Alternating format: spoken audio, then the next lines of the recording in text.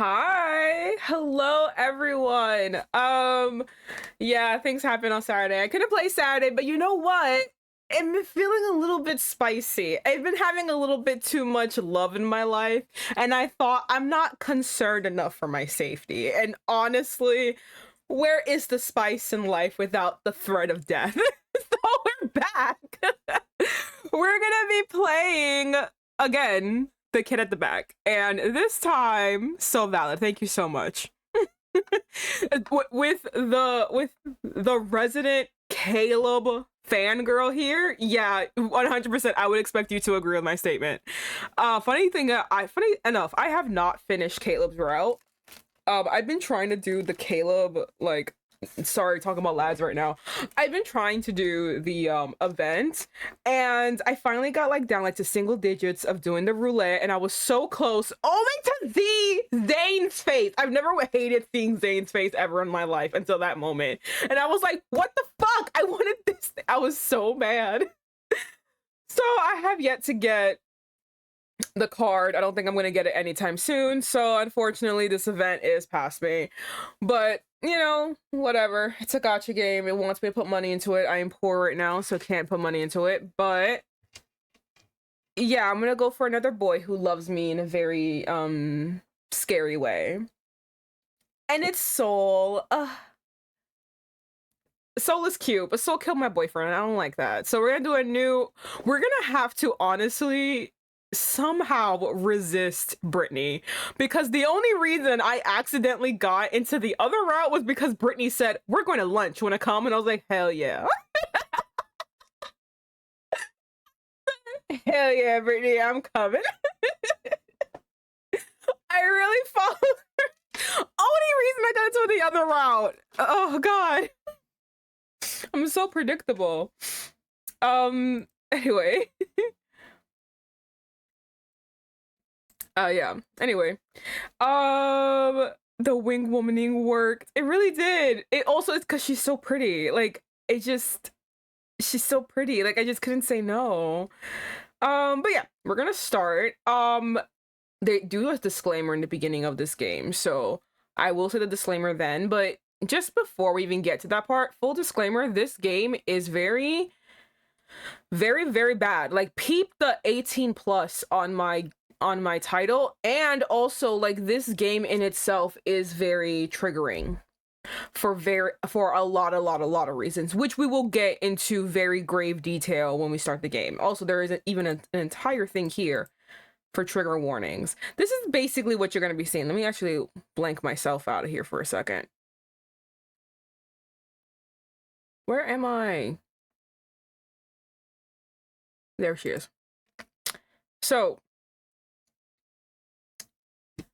yeah, so this is the safe for work build. Oh, BTW, did I tell you I got to chat with the voice actor with the voice actor for XYX from Blooming Panic did that. Oh my god! That's so fucking cool. How'd it go? Oh my god. Did you be like, I love your work. I love it so much. The fantastic, no notes. But yeah, just very quickly, everybody, this is essentially what we're gonna get ourselves into. There's a whole ass page just for content warnings, and this is the safe for work build. So fully what we're gonna be seeing, full disclaimer, screen shaking and motion, graphic violence, be it blood, gore, amputation, and beheadings. By the way, I have yet to get to the amputation or beheading part. I don't know when the fuck that's happening, but unless the beheading was my baby boy, I'm gonna be really sad. Okay, major character death. Oh, trust me, we saw that. Player death. Oh, trust me, we saw that. Usage of weapons, guns and pistols, sharp objects and knives, drugging, implied child neglect and abuse. If you are uncomfortable with the warnings listed above, please exit the game. For full content warnings, see full content warning through this link, which I will actually hello. There you go. I will link here. Can't Hugo get decapitated? I'm cool with that. I don't think so. I think Hugo is the Hugo 100% is like helping out with this. So I don't think so. I really want him to be decapitated. I can't believe he killed me. I'm so mad about that still. That was really loud. I shouldn't have done that. He jumped into his stream and I tried not to fangirl, but I saved the heart he sent me. Oh my god. Oh my god, that's so fucking cool. Oh my goodness. It's pays to be a fangirl, but of course you have decorum. You can't be like you gotta be a cool fangirl. You can't be like one of these other people. Maybe the real decapitation and amputation was the friends we made along the way. I truly hope so. Welcome, IX. Welcome. I truly hope so, because I don't know if I can take someone I really like dying that way, or me, honestly. I'm still not over being stabbed. I'm still not over being shot in the face in that other game, which if you want reference to that other game, you should probably go check out my YouTube VODs. There I died. I'm still not over it. And well, I will never be over it. So, you know, what else did I want to do? What else did I want to do? I want to do something else. Oh my god, my brain. I really just... I'll have to put myself up. Give me a second. Mwahaha, I'm back. Decapitation and amputation of our social life. It will, because he don't want us to be with people. It's gonna be that. Oh, I should actually pull up the CG guide. I'll do that later. It's okay. Actually, no, I won't do that later. I'll do that right now. There's a guide to get all the CGs, and because I really like having all the CGs, I'm just gonna have the guide. I basically loosely follow it for plot purposes, and also when I follow the guide, it didn't even help me with plot. It really was strictly just here CGs, nothing else. You're getting nothing else from me, buddy. Well, that's not what I wanted. There you go. I need my lady to give me episode 3. I am dying over here. I need to know what's happening. Please give me episode 3. I truly just need 3. Like, it's really killing me. I need to know what's happening, especially with my boy. Is he part of the elites and slumming it? Like, I think that's what's happening, and it would make me sad. All right, I got a CG list. Perfect. So now we can do this. All right, guys, we're fully in. We're gonna start. Notice this game is still in development and incomplete and may be prone to encountering some bugs and errors. This game is rated 18+. Minors are strictly prohibited from playing this game or engaging in any shape of form of the game. In no way, shape, or form, the creator condones or accepts the illegal and horrible actions shown in game made by the characters. This visual novel is made for creative venture and is pure fiction and should not be romanticized or replicated in real life. I'm talking to all of y'all in my chat. I'm talking to all of y'all. I'm putting it is calling every one of you bitches out. Don't think I don't know you bitches. You're being called out right now. It is highly discouraged. This stream also doesn't condone any of the horrible things these yanderes do. Because boy oh boy, I did not like him sneaking into my room. Warnings, this game includes explicit and dark themes such as death, murder, sexual assault, unfortunately, non-consensual touching, implied abuse, and sexual themes that may be sensitive for some audiences. You may see the full list of warnings here, which I have linked. Actually, I should probably... Fictional yandere is hot. IRL yandere is jail. Exactly. That's not... Okay, hold on. Where is it? There you go. Pin this. Oh no! I look scared. It's okay. All right, there you go.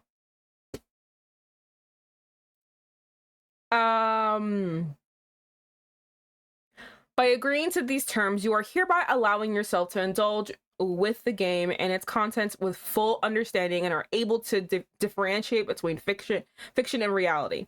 Are you sure you want to proceed? Yes, 100%. Let's go. We're going the soul route. Oh, it was many, many a year ago in the kingdom by the sea that a maiden there lived whom you may know by the name of Annabelle Lee. God, I love that poem. Day 1, the beloved. Dun, dun, dun. Okay. There's no music. What's happening? Oh, there it is. Okay, wait. Why is there no music? Is it me? Hold on. Okay, professor. And class dismissed. By our next meeting, I need a full report on everyone's poem that they have chosen. Again, we're choosing Annabelle Lee by Edgar Allan Poe. Thank you. I will not accept one paragraph. I need 2 whole pages filled with words. Everyone got that? The classroom broke into a series of "yes, professor," while some spared no time in packing their things, eager to be dismissed and disregarding the teacher altogether. Your literature teacher packs up her own things and exits the classroom. It's so quiet. Is it just me? I'm just like, where is the noise? Where's the music? It was playing music before. God, I hope this works. Okay. The moment your literature teacher left, the classroom broke into small groups as each student gathered up to meet with their respective cliques. Some engaged. I don't remember the music, to be honest. Okay. Or maybe it's just me. Okay. Some engaged in conversation while some spared no time in exiting the classroom. A yawn escaped your lips. You turn your head and observe the clouds outside. The clouds are shaped in dark gray. The sky's once blue color is now turned the same lighter shade of gray. The looming threat of rain made you click your tongue in irritation. Just my luck. I didn't bother to bring an umbrella too. Standing up from your desk, you are about to grab your bag when you felt a tap on your shoulder. Ah, Brittany! Here she comes, my queen! It's gonna be so hard to say no to Brittany. It's gonna be so hard. I can't lie to y'all. Hey! I forgot there was the music. Right when Brittany came. Of course she brings the tunes. Turning around, you come face to face with Cobalt's blue eyes. It's not cobalt blue, but okay. Her blonde hair, shaped like swirls, with its ends dyed in blue and pink, complementing her entire ensemble, even if it's just a white button-up that's clearly looks too small for her. Hey, okay, let's stop being mean. All right, as a girl in her predicament, okay, if she goes a size bigger, she'll literally be swimming in it. So that we're in a horrible compromising position where you either get it where it fits your entire body but not your chest, or it doesn't fit. It fits you, but it literally doesn't look flattering. Okay, we're in a very bad position right now. Give her grace. Hot pink jacket tied around her waist and the school's black skirt. Her hand, which you assume was the same one that touched your shoulder, hung up in the air. She seemed unsure whether to continue or not judging from the way her eyebrows furrowed downward while biting her glossed lower lip. Stop being so mean. Now that I know these people a little bit better, yo, the MC is so mean. She's like, oh, she's probably not judging me. First of all, I don't think she is judging you. I think she's just kind of embarrassed. This is an embarrassing thing to do because I know what she's gonna do. Fuck off. What did Brittany do? She's just there being a girl. She's just a girl. She turned slightly, her head not fixed on you, but rather on whoever is behind her. You hear her whisper something under her breath before eventually composing herself and turning her focus solely on you now. Hey, you're going to lunch with us, right? I mean, you should. I don't usually see you in the cafeteria often, so you must not be eating properly. Oh, Brittany. up with classes looking like that? How thin are you? How frail are you? Is it concerning? Excuse me? Don't have a moral grandstand right now, okay? You literally just judge her just because she looks like this. You took a step back, clenching the strap of your bag as you glare at the blonde woman before you.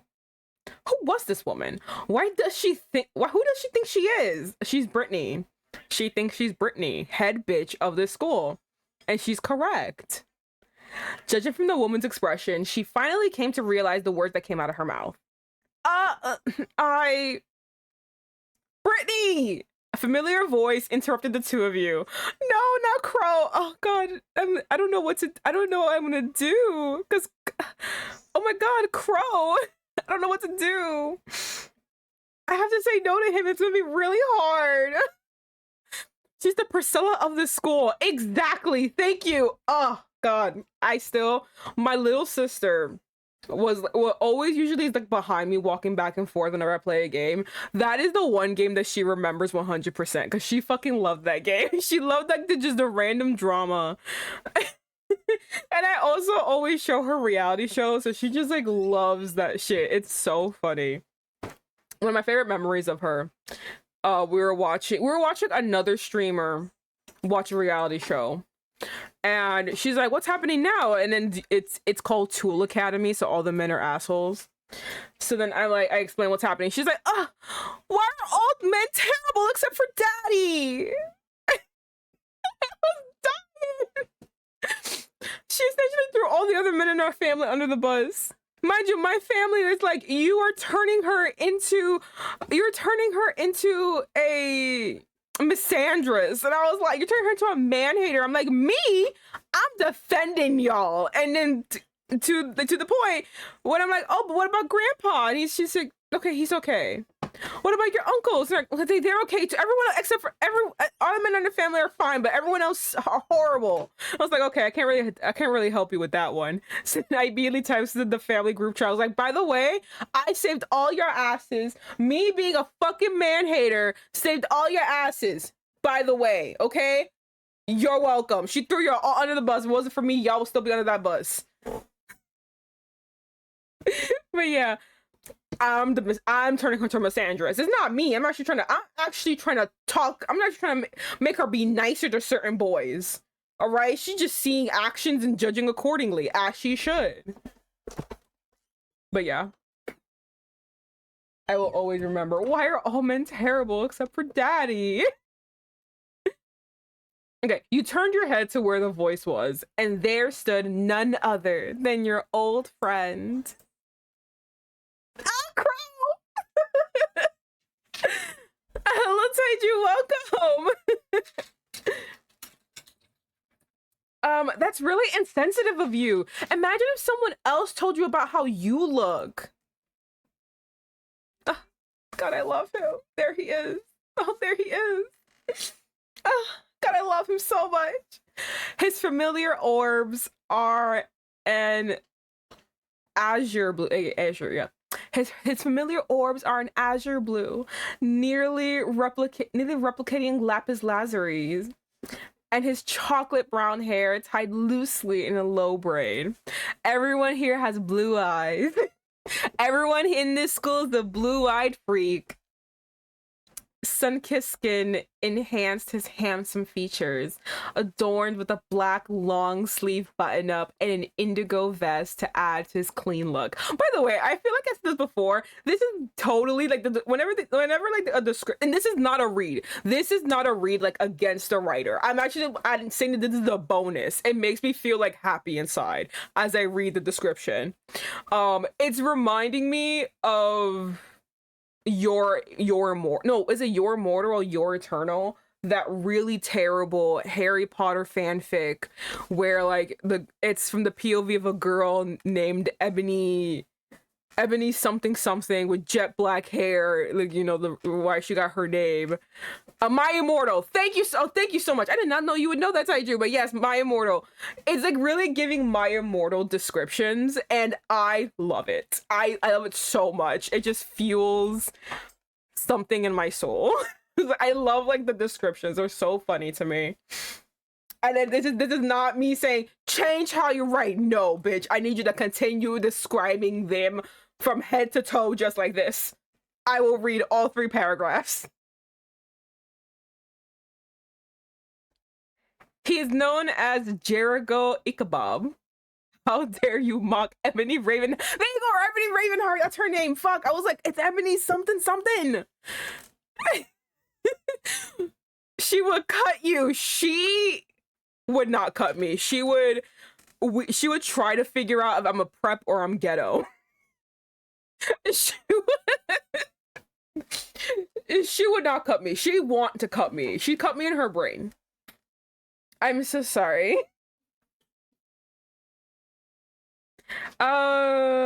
He is known as Jericho Ichabod.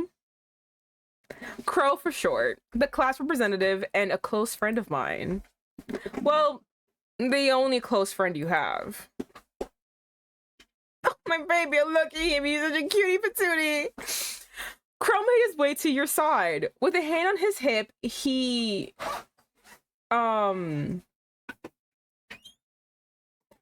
With a hand on his hip, he reprimands...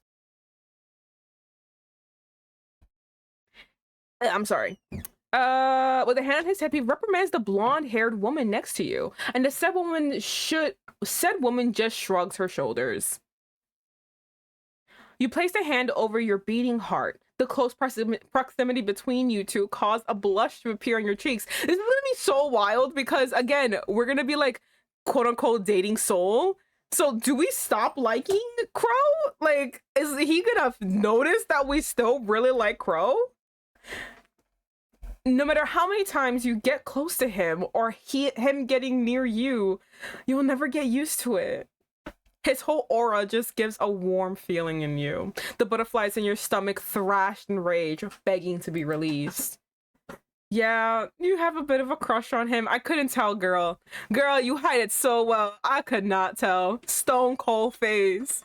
Couldn't see the internal screaming in your eyes. The woman named Brittany just rolled her eyes, seemingly used to Crowe's reprimands. Well, you're the one who insisted on me initiating talk. That's true. She's kind of socially awkward. Like, I don't know why you would go for this one. I know she don't look it, but she a little shy. I don't know why you would go to her of all people. You should have gone to the pretty one with the black boy with the bright eyes, with the light eyes. You should have gone to him. He would know what to do. You know, like she look it, but then she a little shy. Look at her. She's just shy. She's a shy girl. You could have done it more nicely, you know. Again, she's shy. What you want her to do? Read social cues? I'm sorry, that's way too much. Like a simple invitation alone. Again, that's a lot of work. That's a lot. You're asking her to be socially inept. A crow gives you a small smile while handing out something to you. You look down to see it. It's your ID. You dropped this, by the way. Oh my god, wait. Okay, hold on. Do I want to put Annabelle Lee or do I want to put my name again? Annabelle Lee or my name? Oh, fuck. Damn. Do I want to be Annabelle? Be Annabelle? Or do I want to hear them all say my name and, like, cringe and, like, cry? As they're being creepy to me. I think I want to cringe and cry.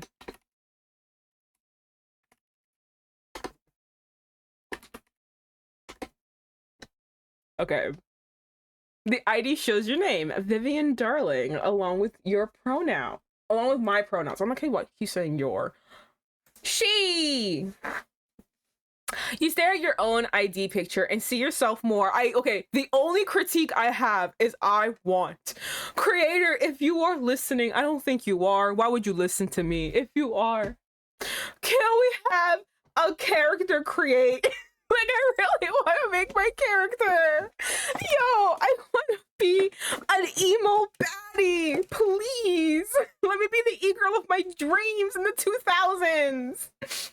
Please, I want a character create section. That would be, it's only for my benefit. Like literally it won't even be implemented at all in terms of, oh wait, no, can you, and if you could, again, I know you're working this on your own, but if you could also put my character creation into like, you know, the pictures, that'd be great. Oh my god, that's all I want. I want a character create.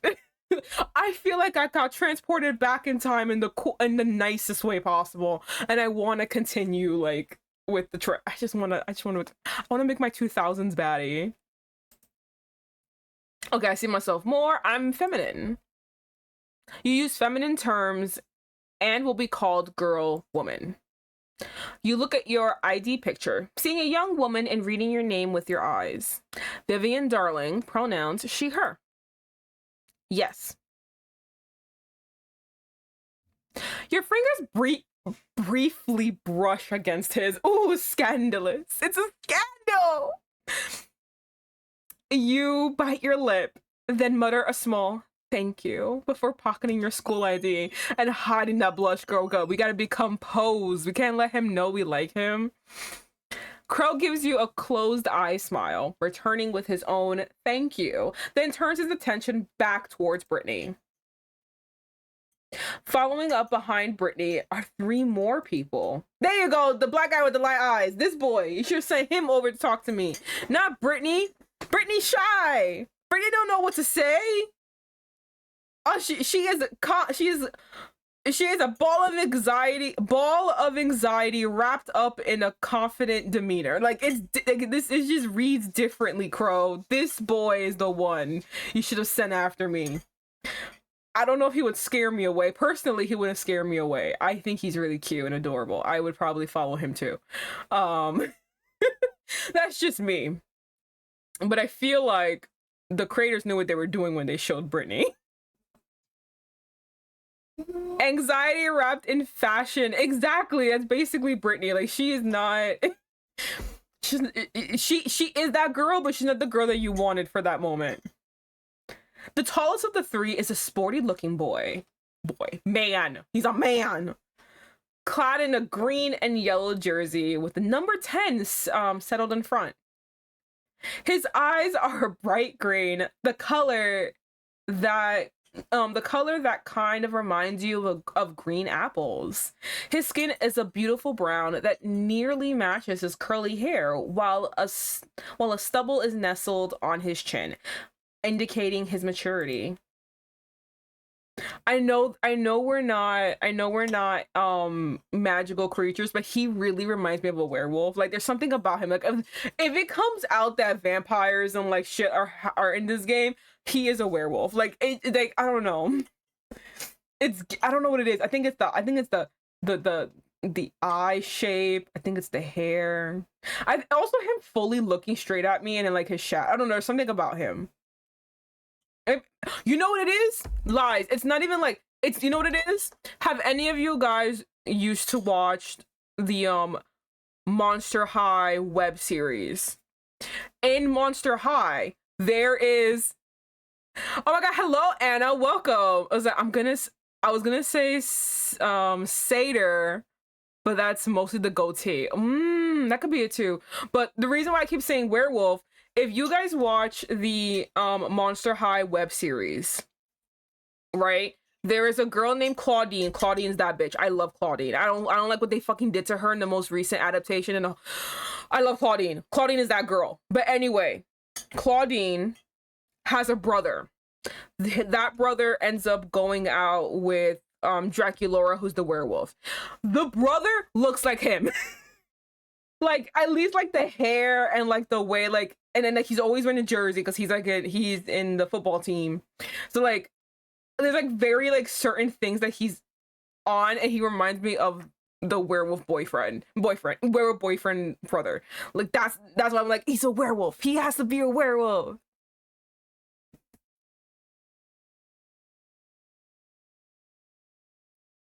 Vivi, I just watched my favorite K-pop reacted the other day, played lads on his stream for the first time. Oh my god, and a boy? That has to be crazy. I actually ended up she's a friend, but she's also currently my DM. But I ended up telling my friend, "Hey, you should play this game." And she's like, "Yo, no lie, my boyfriend literally told me I should play the game," and it's because Trash Taste, a podcast. Connor's my favorite, by the way. A podcast. They're two of the guys are talking about. Well, one guy's like, my wife is obsessed with this game, and then they're just talking about it. So then you know, my friend's boyfriend saw it. He's like, "Hey, you like these kind of games? I think you'd like it." So she's downloading it. She's playing it now. And she was asking me for tips, and I was like, "Oh, but bestie, you're in the beginning. I forgot what to do in the beginning." Best, I am trained at this point, so I don't even know how to start. I'm in the truly in the thick. Okay, we gotta keep reading. I forgot this is a long game. The second tallest is a man in a purple hoodie. His eyes are sharp and slanted, with long eyelashes, adorned with teal looking orbs underneath. The K-pop reactor, his name is let me see. Maybe I should look it up. I'm gonna see Blackpink this.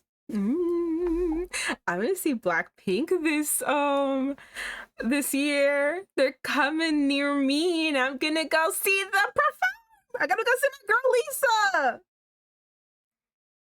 Let me see, what's his name?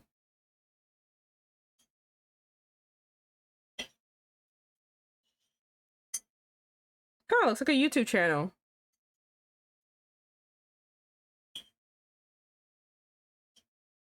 Okay. I see what he is. All right. Interesting. Just like with all music, I casually listen to stuff. So like, even if I did want to talk about K-pop here, I wouldn't really know what to do. The only thing that I like went on a deep dive on, because like, is the Saisons. I forgot how to say their name correctly. I'm saying it very Latino. The Saisons. Their craziness. And of course, I'm playing a yandere game, so obviously I'm not attracted. I'm like enticed by how insane those fans are. It's like, damn, you're just gonna keep putting your money down the drain like that? That's so interesting to me. Keep going. I want to watch your life go down the drain. He does not like Xavier because he's like Mr. Xavier on some shady at the end of the stream. No! He's not shady. He's just shy. He's shy. Why is everyone so mean?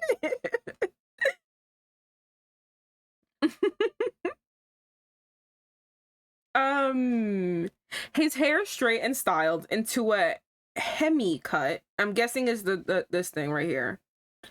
Save for the short strand tied with a red ribbon, and a low ponytail bound with the same shade of red behind him.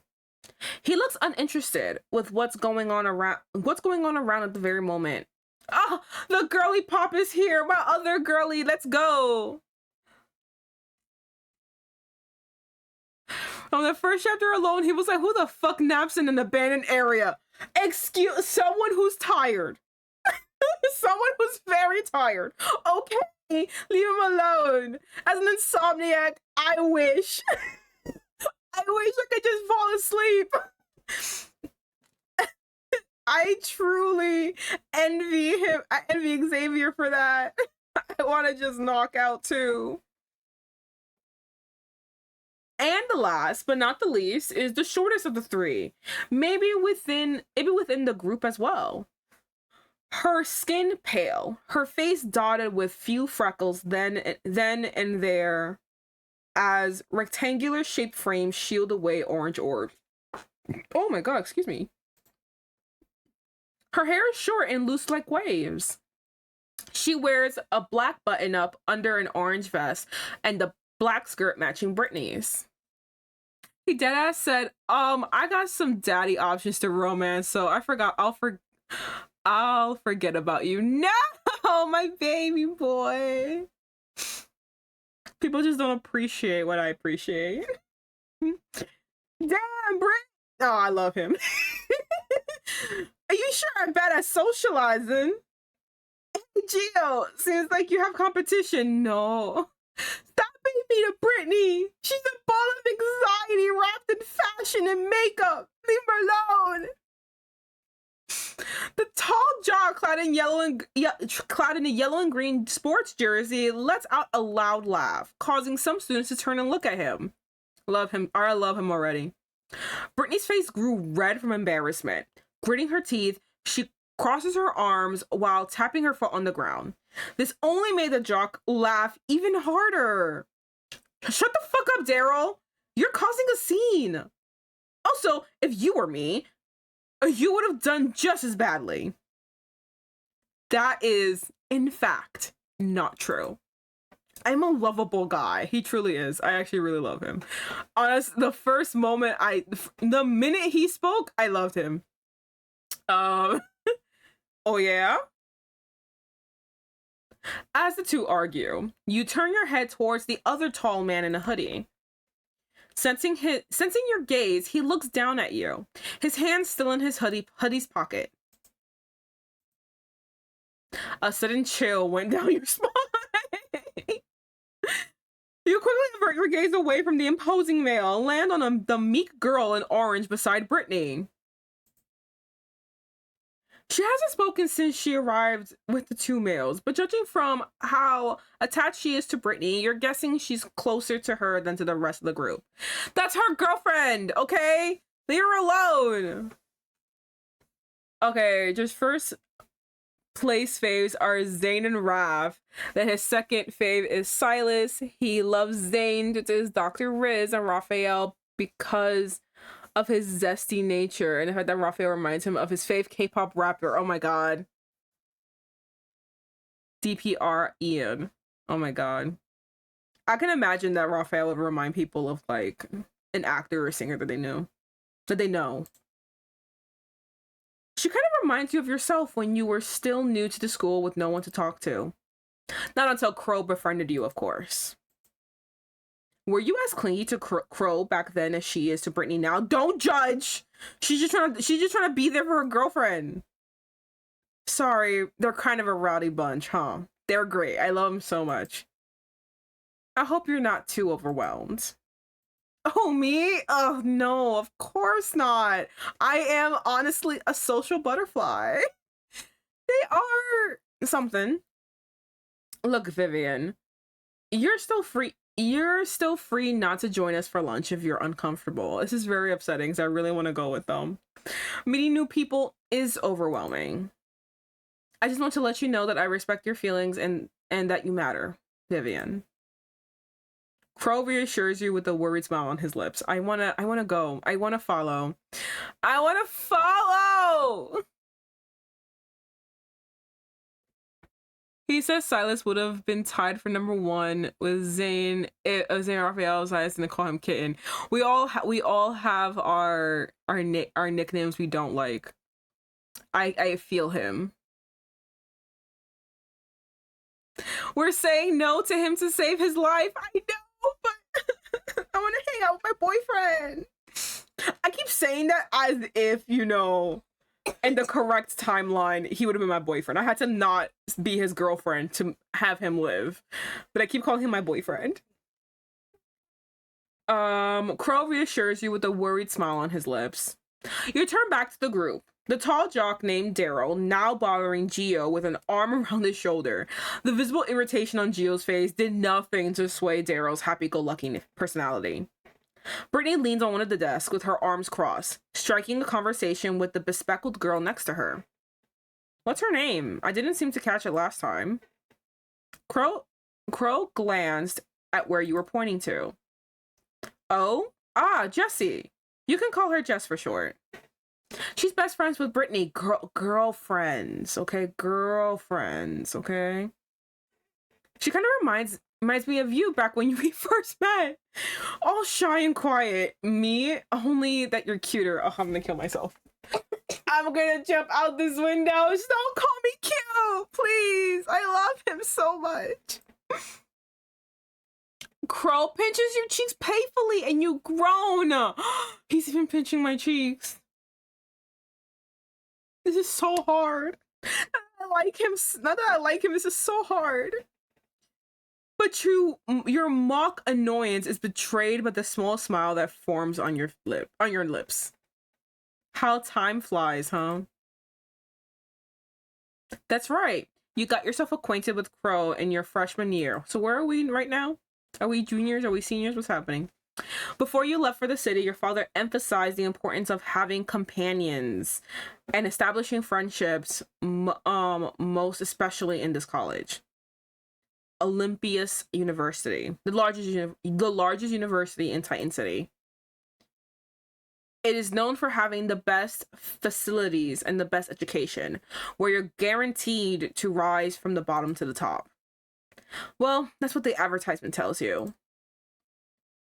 You tried getting to know people during your first year, but to no avail. No matter how much you try to make friends, you just couldn't seem to bring yourself to talk to anyone. And to your dismay, no one seemed to bother to even befriend you.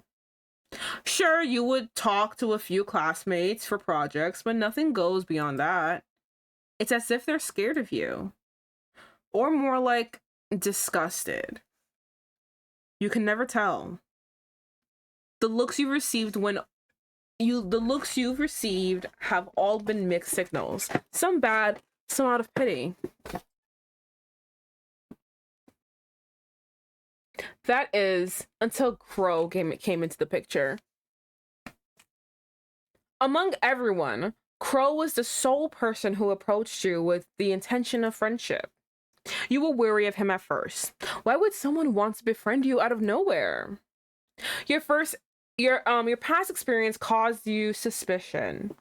You've had a history with people who tried to earn your good graces because you were somehow beneficial to them. You thought Crowe would be the same case, so you ignored him.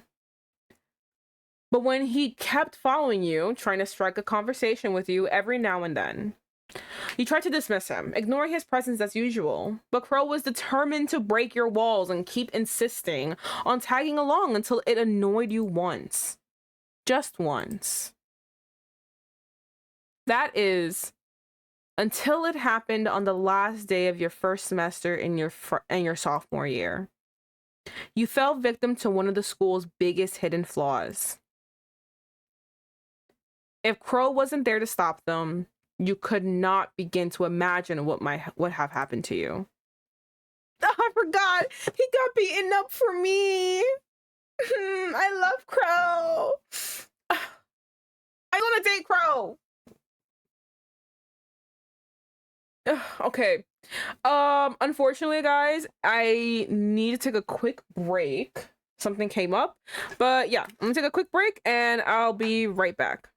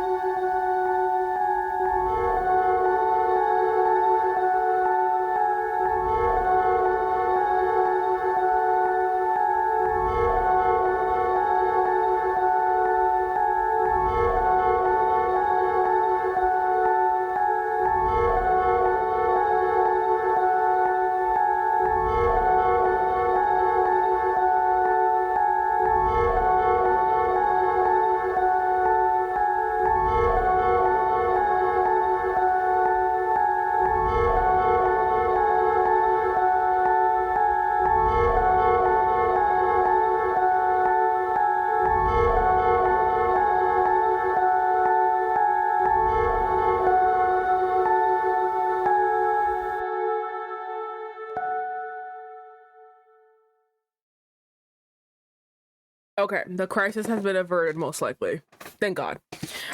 Okay, back to best boy Crowe protecting me from bullies. Thank goodness you're unharmed. Maybe I'm just a bitch. I'm just a bitch because, like, I love him. You're concerned about me? How about you? You're the one who's hurt. Thinking back, you thought he was crazy and stupid.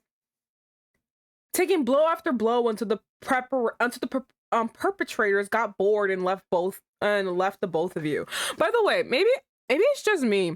I'm not fully understanding what exactly happened. Do you know what I mean? Like, I know, like, from the words, it was like, oh, I fell victim to the school's biggest hidden flaws. Like, is the hidden flaws like bullying? Like, I don't understand like what she's saying exactly. You feel me? Like, I don't know. If her wasn't there to stop them, you could not imagine what might have happened to you. Like, is it bullying or is it like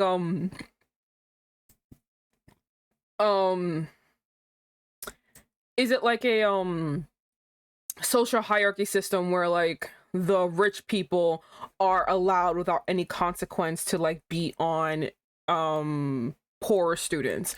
I'm not really sure. Like, I don't really know. I think there's like, I would personally like clarity on the situation. Like, what is the biggest flaw? What are you talking about? What did you fall for? Like, what trick did they use? What was the end game? Like, you know what I mean? Like, they beat up Crowe, but like, was because she was like, what? Who knows what could have happened? Like, well, from Crowe, you would have been beaten up. Do you know what I mean? Because like, essentially, this is a gender neutral MC, so it would most likely have been just being beaten up. Unless we're going with the theory that Crowe is actually secretly rich and just slumming it and doing whatever weird shenanigans he's doing. You're just gonna be beaten up only. You know what I mean? I don't know. Like, I wonder what it is. I wonder like what the biggest flaw is. Was the school's biggest flaw? If it's not bullying, because that's what I feel. That's what it feels like. Well, that's the whole point, right? As long as you're not hurt, this is nothing. Crying. I'm crying. I love him so much. You're crazy, you know that? And he just laughs it off, wincing due to the bruises on his face. I never got your name, crazy person. He's been trying to talk to you this entire time and you guys never exchange names? It's Jericho. Jericho Ichabod. But just call me Crowe. Nice to meet you, Crowe. I'm Vivian. You brought him to the clinic that day and became inseparable ever since. How? That we talked that whole time, right? And never changed numbers? I don't know. Right after the incident, Crowe promised to never get into fights again and continues to keep his word on that. You really owe it to him. He's so pretty. He's so pretty. You look back at Crowe. He tilts his head. Something on your mind, Vivian? Nothing, just happy you're my friend. He looks at you with raised eyebrows, probably surprised at how random your thoughts seem. He didn't say anything as he let your words sink in. His usual gentle smile appeared on his face. Crowe inched closer to you, indicating that he feels the same way. Would he never have said, "Hey girlie, my name is Crowe, what's yours?" I don't know. I feel like he was just trying to get her to respond. She wasn't responding. That's what I feel like it was. I feel like she like literally was just ignoring him, walking away. He just wasn't saying words. And she was just trying to get him to say words.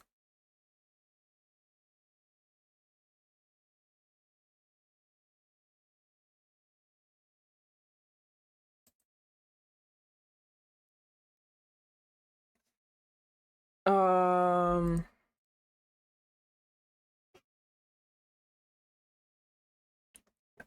Brittany must have taken notice of the amount of time wasted in talking and arguing as she turns to you one last time.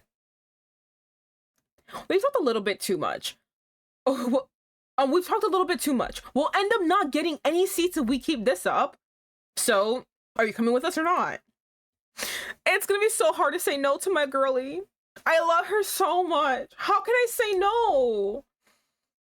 Caught up in your little daydream about the past, Brittany, I love the music that comes in every time Brittany's here.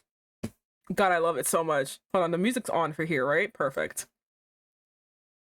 Brittany finally spoke up, catching your attention. You look back at Crowe, recalling his words. Don't force yourself to join if you're still uncomfortable. And it's gonna kill me that to get to the other route, we're gonna have to say, it's literally gonna kill me. I'm gonna cry. Then you decide to just drop dead somewhere. Like, you're asking me to say no to the boy.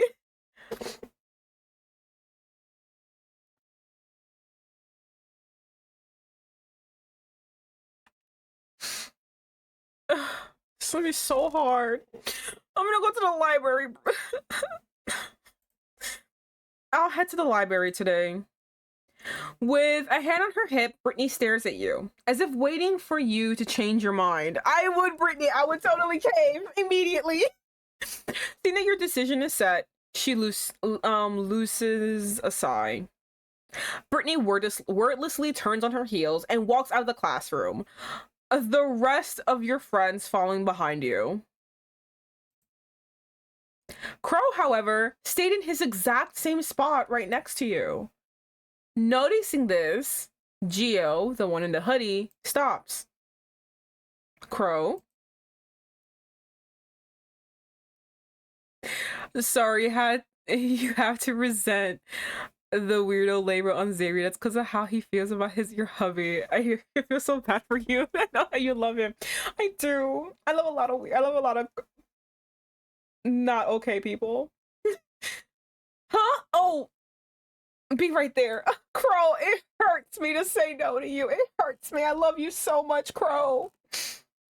Crowe pauses shortly to sneak a look at you before walking towards Gio, his movements slow and hesitant, leaving your side. Although Crowe did not give you a farewell glance before reaching his friend, it was Gio who glanced at you over his shoulder. His gaze was intimidating and intense. It reminds you of the way predators look at their prey. You felt your heart stop beating for a moment. Confused by his apparent stillness, Crowe was about to question his blue-haired companion, but Gio waved his hand dismissively. Before Crowe could notice anything, Gio breaks his gaze away from yours and ushers his friend out of the classroom. You let out a breath you didn't know you were holding. How scary is this boy? What was that about? Because he knows his friend like you and you're being a bitch and not fucking following him. That's why. He's like, this fucking bitch is trying to break my friend's heart. I'll break her fucking face first. He gave me nothing but short glances and glares since I've met him because he knows you're fucked. Maybe I'm not suited to be part of their group. No, don't think that, you stupid bitch. I love this group. This friend group is so much fun. You shake away the negative thoughts attempting to plague your mind. Return to your original plan, you pack up your things and proceed to head out. Next up, the library. I don't want to be here. The rowdy hallway buzzed with noise as sweaty and tired students make their way to their respective classes, some presumably heading to the cafeteria or for break. Several were headed in the same direction you were walking. With the library door within reach, a smile etched on your face. You open the doors, immediately greeted by the familiar scent of coffee and library books. You've always been awed by your university's fancy facilities. In fact, the library surprisingly operates as a small cafe, serving coffee to the students who need it early in the morning until the afternoon. That's so cool. It is a huge hit amongst everyone, and you understand why. Caffeine is the fuel of a college student's weary soul. What was it they said in Kicking and Screaming? Coffee is the source that fuels the dreams of champions. The aroma of coffee somehow lightened your mood. Anticipating a short moment of peace within the library, you make your way towards your usual spot by the large window near the cafe section. Your mood dropped when you spot an unfamiliar face occupying the chair you've come to favor. You groan. Just great. What should you do about this? Okay, so the guide says I have to get the bitch to get the fuck out.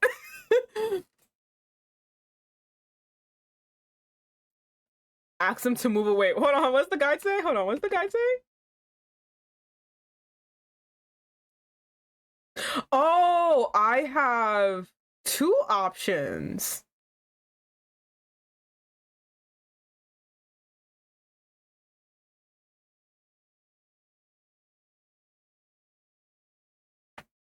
Huh, okay. I can either ask him to get the fuck up, or I can find somewhere else to sit.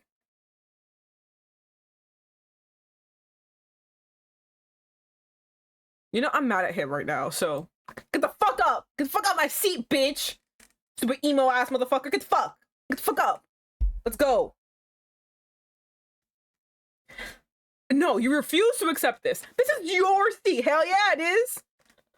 Heck, you even made sure that people know it's yours by scribbling your name on the wooden chair. Exactly. Dedication. That is my chair. Get the fuck off.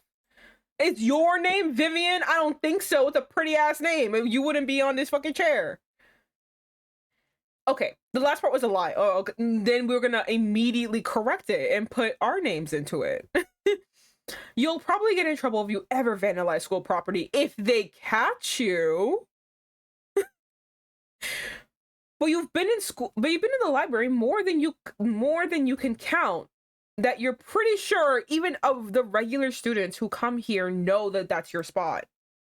Swallowing your pride, you slowly approach the seated guy. Get the fuck out of here, stupid emo ass bitch in your collar. Where's your fucking owner, bitch? Go off and be a pet somewhere else. I'm trying not to hate him, but you know, he killed my boyfriend. How can I not be angry with him? Once you made it to his side, however, he didn't bother to acknowledge your presence. I'm even more angry. How can you not acknowledge me? Seemingly more focused on the book he's reading.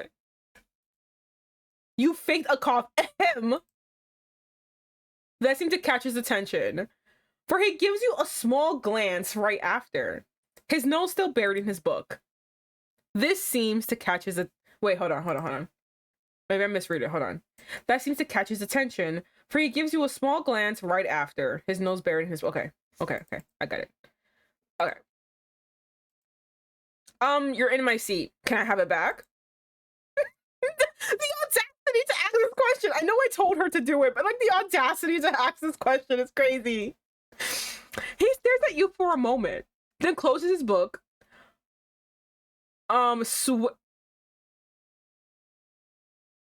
Swerving, there you go. Oh my god, I can't read. Swerving his body to face you while placing an elbow on the mahogany table. His reddish orbs stare right back into your own. The confidence you had 5 minutes ago vanishes in thin air as his gaze sends shivers down your spine. I didn't save for scum saving. Guys, we're in big trouble. We're gonna have to start over if we fuck up and die. No, I forgot! It's green. It is. He is. He's very green. He killed my boyfriend, Taiju. We can't like him. Even though he's really pretty. And he cooks. And he cleans. And he's a great house husband. But he killed my boyfriend. And then me! Taiju! I can't believe... He killed my boyfriend!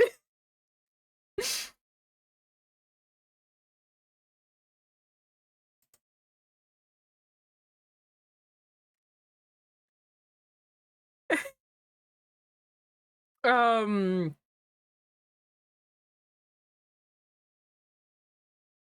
where am I? Thank you for the hydrate, Janice, and the posture check. I'm actually sitting up correctly. I came in and Vivi's already in a bad route, and no, I'm not. I don't think so. Am I? Oh god, I didn't scum save. I shouldn't have asked him for him to get the fuck out of my seat. Fuck. No, we have to start all over again. Oh, this is gonna suck. This is gonna suck if I have to restart. Hello, welcome. Oh my god. Okay, his reddish orbs stare right back into your own. The confidence you had 5 minutes ago vanishes in thin air as he gazes, as his gaze sends shivers down your spine. The dark soaker circles under his eyes, adds his intimidating look. He raises a brow before looking around, under the table, on the seat, and even under his book before turning back to you. What cockamamie shit are you gonna say to me? I'm ready. I'm ready to fucking fight. I don't see your name anywhere. I'm gonna punch him. He killed my boyfriend. I got stabbed in the stomach. He snuck into my room and touched me inappropriately. And when I was being assaulted, he didn't immediately come to me and try to, like, you know, I was the one crying. I had to comfort him even though I was one attacked. And you took my seat? How fucking dare you, bitch? I got a lot of grievances with your ass. Don't listen to my chat. Okay, they don't know any better. I will stand tall against you. I can feel the vein. You can feel the veins in your forehead pop out. Oh yeah, no, we're fucking fighting. We're fighting this scrawny ass bitch. Oh, so he wants to be a smart ass, huh? Oh, thank God. I love you, MC. I should have put my name like I've planned for jerks like him. You cross your arms, not hiding your visible irritation, earning a low chuckle from the male who is seemingly amused at your frustration. He said so cute.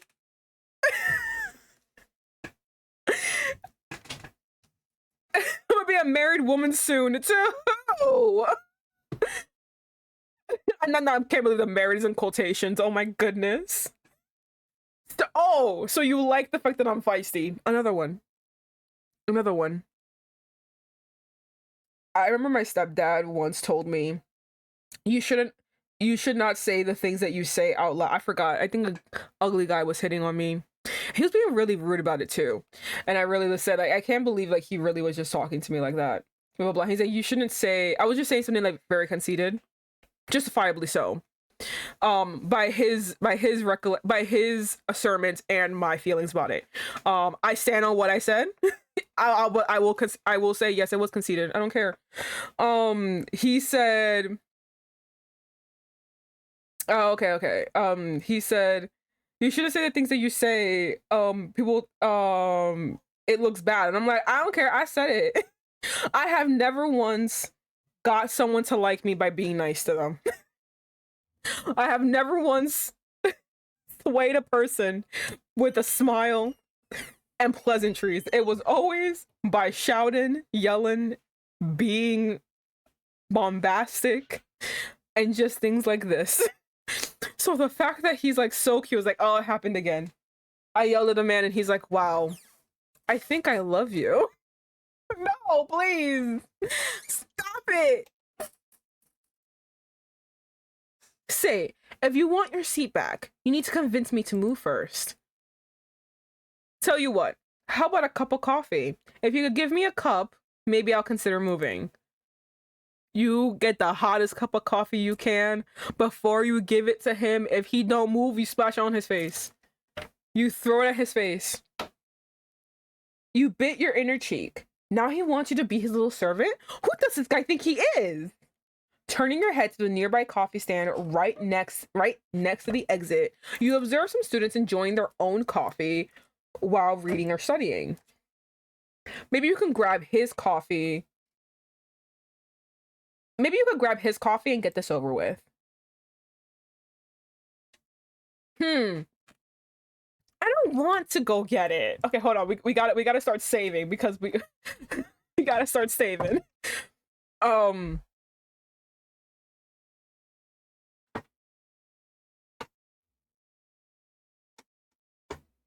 there's something in me. It's the Capricorn. It's the Capricorn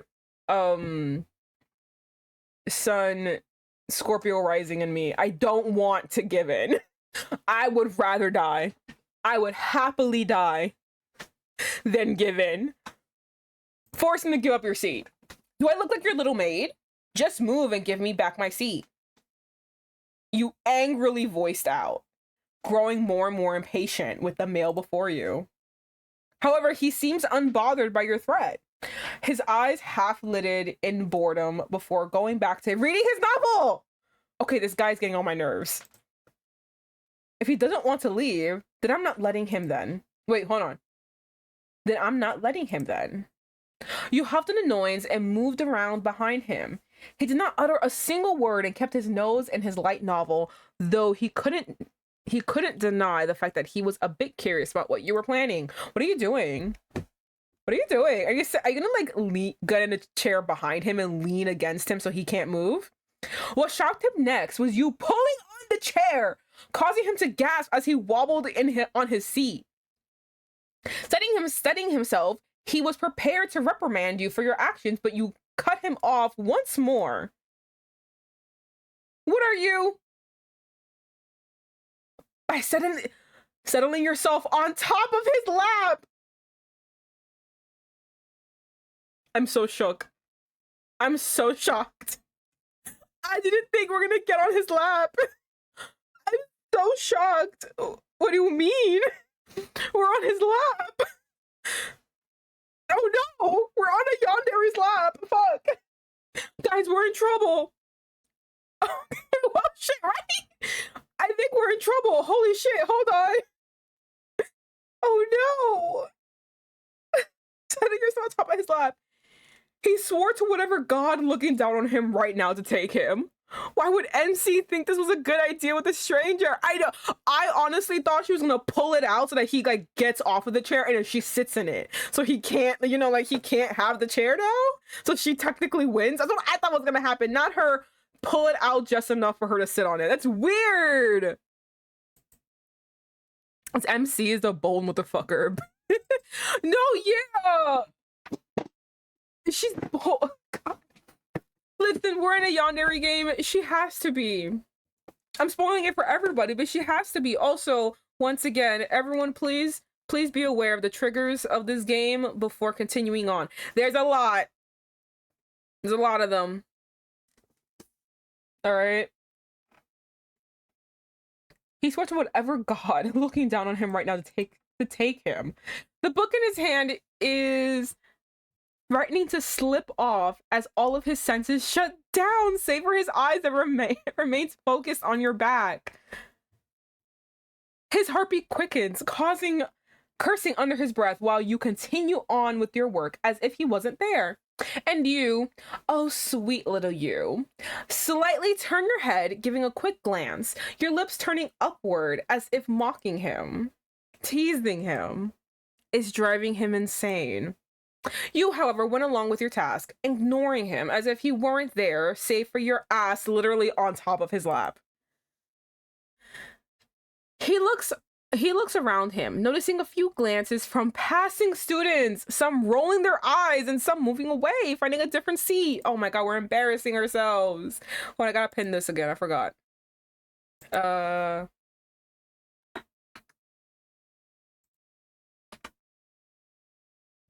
The guy's face went red. The surrounding students were definitely interpreting this the wrong way. How do you want them to interpret it, girl?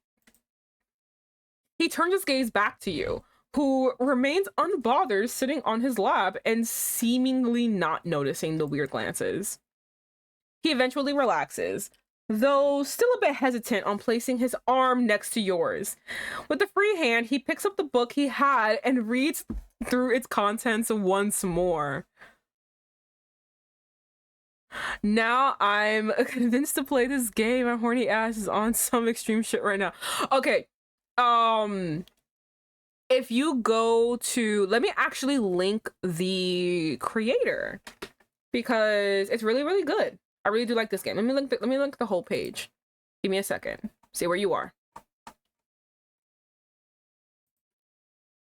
Now, she only has the demo out, so technically only days 1 and 2 are out. There are 2 love interests. There's the regular one, which is the safe for work option, which is the only one you're able to stream, and there's an NSFW version. It costs $5. I highly recommend purchasing it because obviously this is a person who's doing it on their own. The updates are very, very slow, but it's really, really good. And of course you need to support the artist. So like it's $5. I know saying it like that is like trying to like not $5 is not the same for everybody, but I do say if you want the NSFW one, then you should highly consider purchasing it. But yeah, I've played this game already, Anna. If you actually want to go into my VODs, they're there. I played the Crowe route, which is the different guy who I was like basically Goo Gagaing over. I've played his route already, and now I'm playing this boy's route. Link is bookmarked. It's really good. So yeah, I say totally like, you know, purchase it because listen, I fucking want day 3. All right. And if I need all you bitches to fucking put in $5 so I can get day 3, I'm getting day 3. I need everyone to buy this. I want day 3. I want more. I'm crying here. I got left in the cliffhanger. I can't do this to myself. So, oh, you're also on because a lot of the people here have already seen me stream it. You're gonna basically see some spoilers on some certain people, but you know what? Totally okay. But yeah, like I said, support your. It's such a weird thing to say. Like, obviously, it's not weird to say, but it's also kind of just like weird for me to be like, pay $5, but like, support the artist, please, because I want day 3. Support though, it's really good. It's a really good game. I really like it. Yeah. I love the art too. I think it's really cute. I think it's really nice. Okay, blah, blah, blah. He picks up the book he had and reads through its contents once more. A minute or 2 passed, and you felt him sigh before closing his book. He seems to be having a hard time concentrating on his novel. Not your problem though. Seldom we find, says Solemn Duns. Is he reading out loud? Hold on. He reads out loud, making you arch an eyebrow whilst trying to ignore him, still as you remain focused on your papers.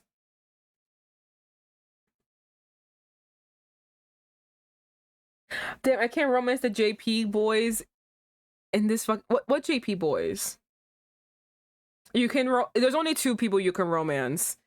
And I have people come in like, because have you heard me going off about Brittany? I don't know how you didn't hear me go off about Brittany. People have been like, I want to romance Brittany. It's like, bitch, me too. Bitch, I want to romance Brittany too. But Brittany looks like she's in a very wonderful relationship with someone else, and I don't want to be a homewrecker, so it's okay. Half an idea and the profoundest son. Oh no, yeah, you can't romance. Oh wait, no, hold on. Hugo, Anna, I don't want to spoil shit for you, but like, you can't. No, not to Hugo. No to Hugo. You will learn soon. We hate Hugo in this house, okay? You don't know why yet, but you're gonna know. All right, we hate Hugo here. Half an idea and the profoundest sonnet. Through all the flimsy things we see at once. Are you reading poetry? Is he reading through your papers? More specifically, on the poem you chose? Oh, Hugo kills us. Once again, Hugo, sorry to everyone else. I'm pretty sure I'm not reaching boundaries of people who've never watched me before. It's okay. Listen, Hugo's not a... Why he kill you? You gotta watch. Okay, listen, I'm telling you that so that you can keep watching. Am I extorting you for a review? Yes. But you gotta keep watching. We all hate Hugo in this house. We hate him so much. Actually, I don't know who the other one is. Subaru. Who's Subaru? Maybe it's another character I just don't know yet.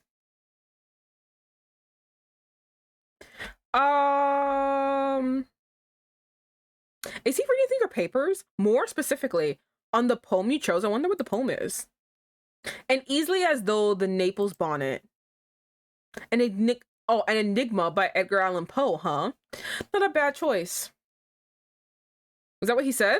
Oh, yeah. An Enigma by Edgar Allan Poe, huh? Not a bad choice.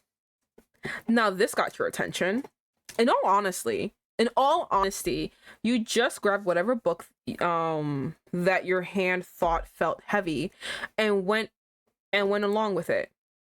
You were lucky enough that it was a singular book filled with stories and poems about this author named Edgar Allan Poe.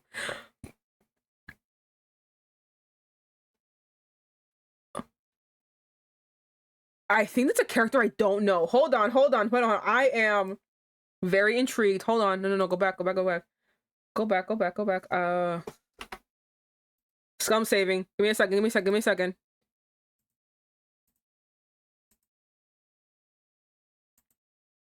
No. Go back. Glossary. Who are you bitches? All right. Which one of you? You. Nah, he's cool.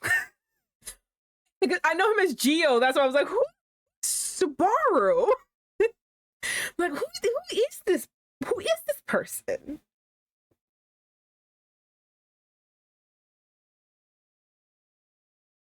No, I know who Edgar Allan Poe is, but it's really funny that she was just like, by some author who named Edgar Allan Poe. Was like, it's Edgar Allan Poe. You know who he is. How do you not know who he is? That's just me. Yeah, I know who Edgar Allan Poe is. I love his stories.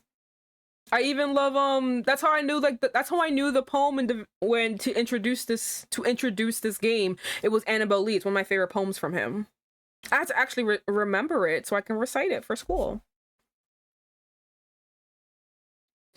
Okay. No, you can't romance Geo. I'm so sorry. You can only romance two bitches. Give me a second. Menu. This bitch and this bitch. This bitch? Right?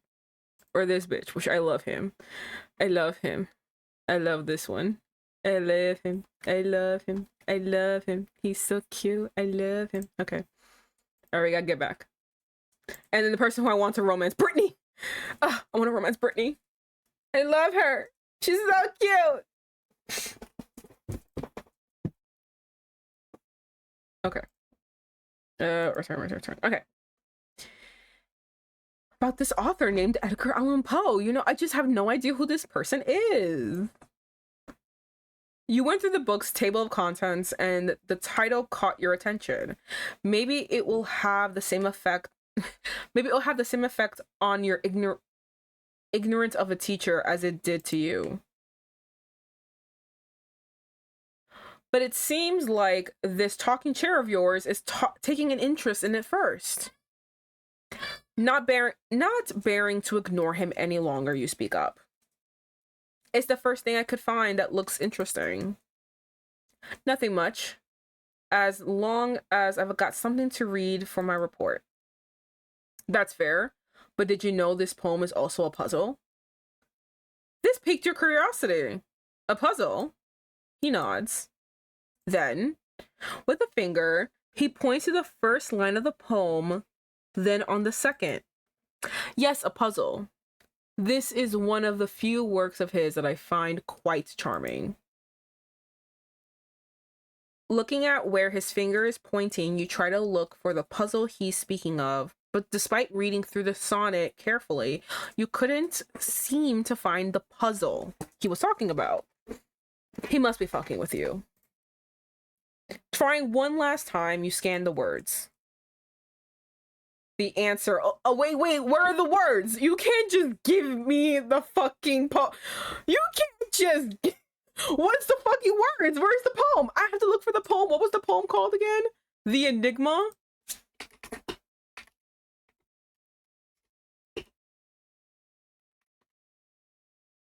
Oh wow, the minute immediately it autofilled the Enigma Edgar Allan Poe puzzle.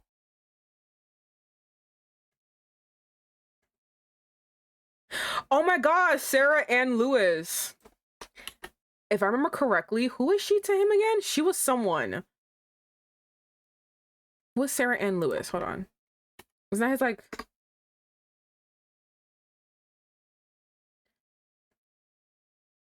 Oh, it was a friend who befriended Edgar Allan Poe around 1846 and was frequent visitor at his home.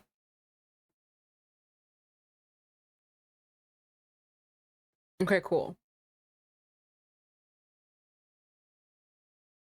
Okay. I can't believe they did that, but didn't I fucking give me the fucking poem? I was like, yo, what the fuck? I don't have the poem with me. I wonder if I could find it in the words. Hold on, let me see. Blah blah blah blah blah blah blah. Who cares? Who cares? Go up, go up, go up, go up.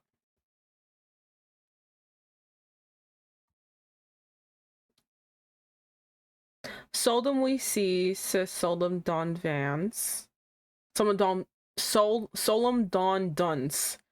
Half an idea and the profoundest sonnet. Through all the flimsy things we see at once. I don't see it as easily as through a Naples bonnet, an enigma, but I really don't see it. Okay, so it doesn't matter. I found it. I found the answer. It's this. It's Sarah Ann Lewis. You feel a pat on your head, making you tilt your neck at his direction as you try to face him. There on his face is a calm smile directed at you, as if saying, good job. I wonder if I said something else. Now I want to know if I said damn it, why didn't I scum save? You're a smart cookie. A smug smile made its way to your face. I know it just did it to me too. Damn it. Why do I like being praised? Chin up and eyes closed. But of course. You look back at your paper. On the poem specifically, a newfound sense of respect from the sonnet after knowing its hidden meaning. This just adds to more content in your paper, and maybe it'll help you get an even higher grade for it. Someone better turn me into a baby. Mom, in this game, I was saying before, I feel like what I would really, really love in this game, because everything is so like, the aesthetic is so like emo to early 2000s. I would love a character creator, a character creation section. Like I can create a character for like in this game. Like I would be so cool. I would love to. It'd be so much fun. And maybe it'll help you get an even higher grade for it. Maybe hitting the books isn't so bad. You lean back on the chair, nearly forgetting you're literally on someone's lap, causing you to accidentally press your back to his chest, making him jerk on the seat. This surprised you. You yelped and quickly stood up from the chair, turning to apologize to him.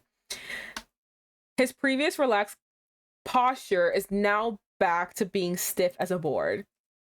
His face is bright red, resembling a tomato. Leaning forward on his seat, his chin rests on the top of the table with a flustered expression on his face. I'm so sorry. I forgot I was sitting on you.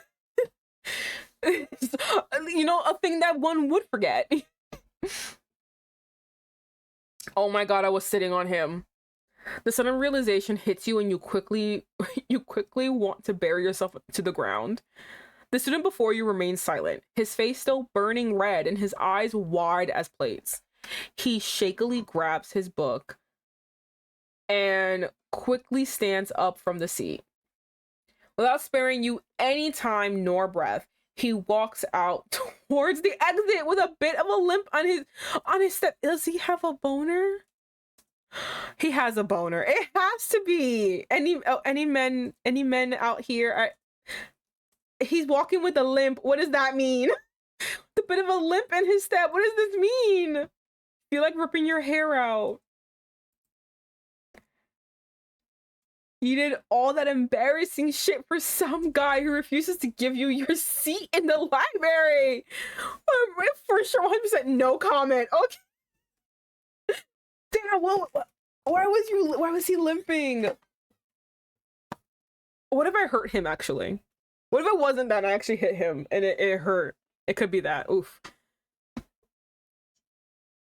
You could have gone to a different spot without having to do all that. You know, we could have. But this was great content. You know, you gotta do it for the plot. Well, there's no point in dwelling on that any more than necessary. Returning to your papers, you stack them up along with the books you've borrowed. Glancing at the poem one last time, you couldn't help... Oh. Okay. You couldn't help the smile that made its way to your lips. At least he gave you some useful insight on your paper. Because the only thing the author could think of to indicate it, probably. I don't know. I should thank him once I see him. I never got to know his name. You're so bad at interacting with people. You're so right, King. Honestly, I'm actually because I really like Edgar Allan Poe's like short stories and poems. So I never knew that the enigma was a puzzle. So I wonder, like, how do you solve the puzzle? Because I'm assuming that the reason that they gave those short little excerpts of him reading the poem out was like, you know, like was had the solution, but I couldn't find it in what, because I found what the solution was, so I was assuming like, oh, I could probably find it. I couldn't find it. Okay, thank you for lurking. So I wonder, like, how would you solve the puzzle? That's a thing for later to look up. Once you reached the hallway, the stranger from the library was already gone. But what surprised you was Crowe's presence, followed by the same group of friends you saw this morning. Oh, I forgot Brittany got into a food fight. No, my girly pop. Only that Brittany's uniform is covered with what seems to be a mix of ketchup, mustard, and a variety of oils, while Jess tries her best to wipe them off of her. No, you can't wipe, you gotta dab. You gotta dab. What the fuck happened in the cafeteria? Vivian, I was about to check up on you. How are you feeling? Excuse you, but Brittany is in peril. Brittany is not having a good time. The first letter of the first line, the second letter of the second line, and so on, spelt out the name Sarah Ann Lewis. A rearrangement of Sarah Ann Lug, a rearrangement of the words Sarah Ann Lewis. Oh, damn. Okay. So I wouldn't have gotten it from the short excerpt that they gave us. I would have to have the whole poem. Okay. I'm doing fine, although you turn your gaze to the blonde behind him. Crowe follows your line of sight and scratches his cheek. A drop of sweat rolls down his neck. Sensing your curiosity, he turns to Brittany. The blonde woman just waves him off, refusing to meet his eyes. Taking that as a sign to proceed, Crowe explains. Things went a bit hectic in the cafeteria. A food fight broke out. And it was the best food fight ever! Of course, Daryl. Of course it was. You're so correct, King. You should have seen the face of that redheaded bitch when you slammed ketchup on her uniform! Damn. Daryl jumped into the conversation, startling you and Crowe at his sudden appearance. Nah, thank you for this enthusiastic play-by-play. An annoyed expression made its way onto Crowe's face. Why? Daryl is just being cute. You nearly got all of us in trouble, Daryl. That's why he literally slammed... That's why he slammed something on the floor and yelled scatter so we could all fucking scatter because the popo was on our tail. All right? Leave him alone. He made sure to give us a heads up. It's not his fault if you couldn't do the heads up correctly. I'm just glad we got ourselves out of there before things got worse. Yeah, our knight in shining armor, Mr. Ichabod, always to the rescue. Really making use of your title as the school rep, huh? Daryl gives Crowe a little nudge. The said man just rolls his eyes. But you got to admit the look on Pinkie Pie was fucking hilarious. Right, Britt? You and Daryl turn to Brittany, some of the sauce on her uniform gone, leaving nothing but a stain on it. A small smirk formed on her lips as she recalled the earlier events. Well, I can't deny that it was really good having to fight back. That's right, bitch. Let's go. Oh, her smile is so cute. Daryl gives a toothy smile at the blonde woman, which she returns with her own snarky smile. Crowe only rolls his eyes, shaking his head at the two troublemakers. I think they're doing great. Contrary to his visible disagreement, you couldn't help but notice a small smile on his face, as if he's proud of them despite the trouble they caused. As you observe them, you notice something amiss. Or rather, someone amiss. Just seemed to catch on to your confusion at their lack of numbers and stepped up to explain. If you're looking for Geo, he said he was going somewhere else. I'm not quite sure where, though. I see. Hold on, she got snatched waist. You see that? Ooh, snatched right there. Snatched waist. Sorry. Not that I was actively trying to look for the guy. He actually scares me. You recall the look he gave you right before you left for the library. Just remembering it sends a shiver down your spine. You considered tugging on Crowe's sleeve, wanting to seek for answers about his other friend, but seeing how he's going along with the group with a genuine smile on his face, you bit your lower lip. You couldn't bear to ruin the mood. I should head to my next class. Not sparing them any more of your time, you swiftly turn on your heel and rush out of the scene. You're so mean, MC. Crowe just wants to befriend you. Ah, she's quite a runner, isn't she? Daryl perks up beside Crowe's solemn face while the two stare at your departing form. Crowe sighs and looks down on the floor. I don't know what I'm doing wrong. You're not doing anything wrong, babe. I love you so much. The taller jock, look, he even looks concerned. Says nothing but gives his friend a look of pity. Rubbing Crowe's back, he tries to think of anything to reassure the man next to him. Daryl's eyes suddenly lit up, a smile appearing on his lips. Taking advantage of Crowe's vulnerability, he swiftly snatches his friend's phone from his pocket, the latter not even batting an eye at his phone that was taken. Instead, he questions him. The jock simply messes with his phone, his tongue sticking out from the corner of his lips. What are you doing? I know, oh, his little look, I know. Trying to fix your love life. You're welcome, by the way. What are you even talking about? Crowe's eyes grow wide at the block of text Daryl showed him. You send me a block text. That's crazy. Give that back. Send it. Send. You gotta send it. Don't let him read a moment of it. Send it. Daryl simply laughs at Crowe's failed attempts in getting his phone back. Daryl waves Crowe's blue mobile phone in the air. You've got no choice, Crowe. I've already sent the message. Ah, Daryl, you sneaky bastard! You'll call me your favorite wingman after this. The jock winks.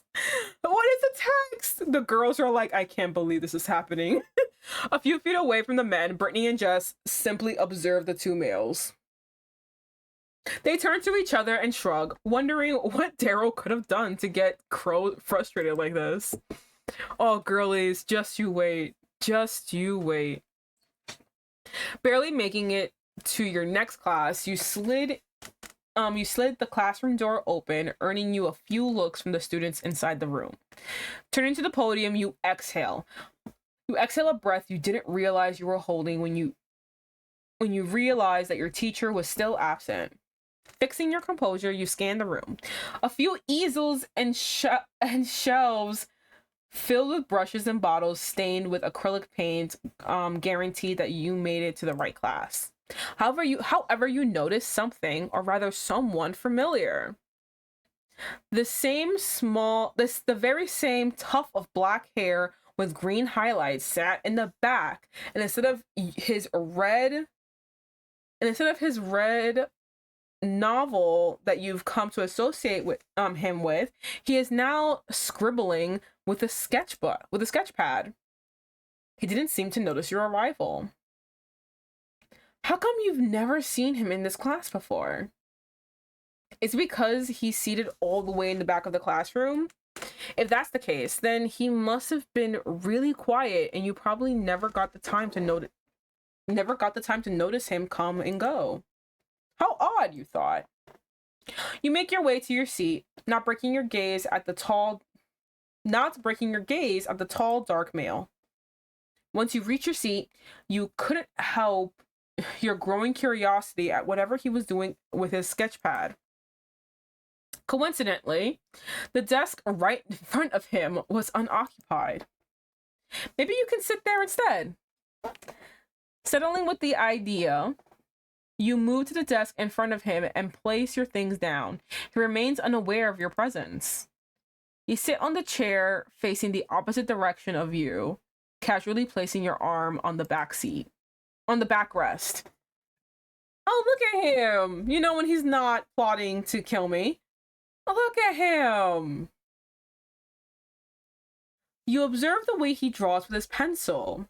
Each stroke he creates moves with so much elegance that you thought he was dancing with it. The face of a person dressed in peasant's clothes. They seem to be dancing while a being larger in size was right next to them.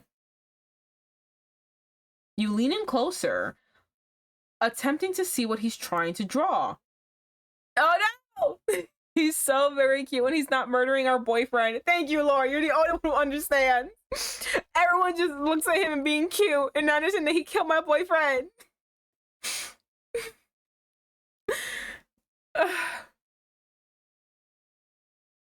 but was left startled when the book suddenly slammed closed, causing you to jerk back. You tilt your head up and you meet eyes with the very same wide reddish eyes of the boy back in the library. You give him an awkward smile and the peace sign. He kept staring at you. Hey there. Sorry about what happened in the library. You're my classmate. That's a surprise. Wait, hold on. I hope we'll get along. After, you limping after, I don't know what that was about. Okay. Being caught in the act wasn't part of my plan. Was part of your plan. Quickly swerving around, you are now properly facing forward, ignoring the burning stare of the male behind your head. You make your way. Wait, what do you mean? Make your way to your seat. I'm already there. Once settled down, you groan and place your elbows on the desk, resting your chin on top of your hands, waiting patiently for the professor's arrival. Hearing the classroom door open, your art professor makes his way inside, his large round belly standing up. Oh,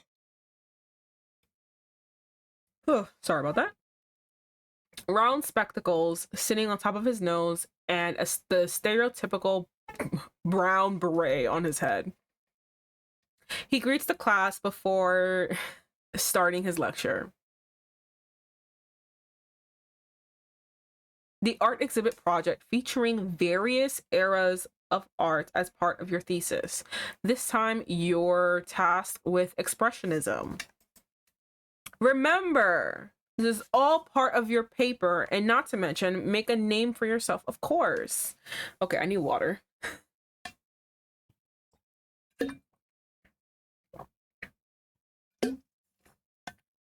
Ooh.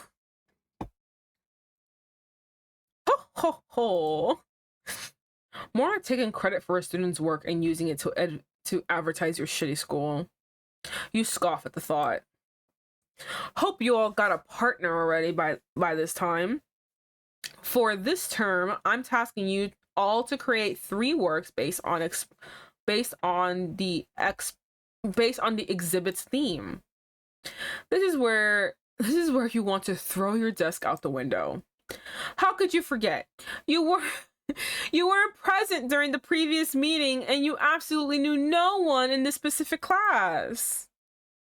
Why were you taking art? Why were you taking art again? All right, your father was an artist as he was a farmer. It was all for him. And maybe you can make a name for yourself with your works if ever your life as a gardener wouldn't turn out the way it should. All part of plan B. If that fails, I've got plan C and D. I have yet to make up the rest. Or guess I'll die. Which, based on the beginnings of day 2, seems very likely. You shake away your silly thoughts. The problem is now at hand. You do not have a partner to work with. Now I want all of you to go to your chosen partner for this project, so I can start explaining your tasks. Eventually, you are forced out of your seat since the seatmate's partner will be occupying it for the class. You curse at yourself. You could only hope you're not the only student who didn't get their own partner for the class. But upon looking around, it seems that everyone is calm and collected, where you are the only one panicking here. Unlike the rest of the class scurrying around to meet their partner, you were the only fool who was standing still. Note on the only one standing, because from the corner of the classroom, there's a single student not bothering to stand up from their seat. Their seatmate had left to partner with someone else, leaving a vacant spot. Is he not going to bother with his partner? Unless... Hey there! He looks up from his desk and looks at your approaching form before you're eventually standing next to him. Ahem, it's you. Seems like you're a bit lost there. Do you have a partner? No. Well, just your luck then. Me neither. So, do you want to be partners? Sure, why not? He took the vacant seat right beside him, his book now tucked away and on his desk. His book now tucked away, and on his desk is now a pen and piece of paper, seemingly ready to take notes. Hey, I never got your name. That's not quite important. What do you mean? What am I supposed to call you? Well, I should at least know what to call you instead of Green Streak Guy. He raises a brow at your silly nickname you gave him before slightly shaking his head. Solvion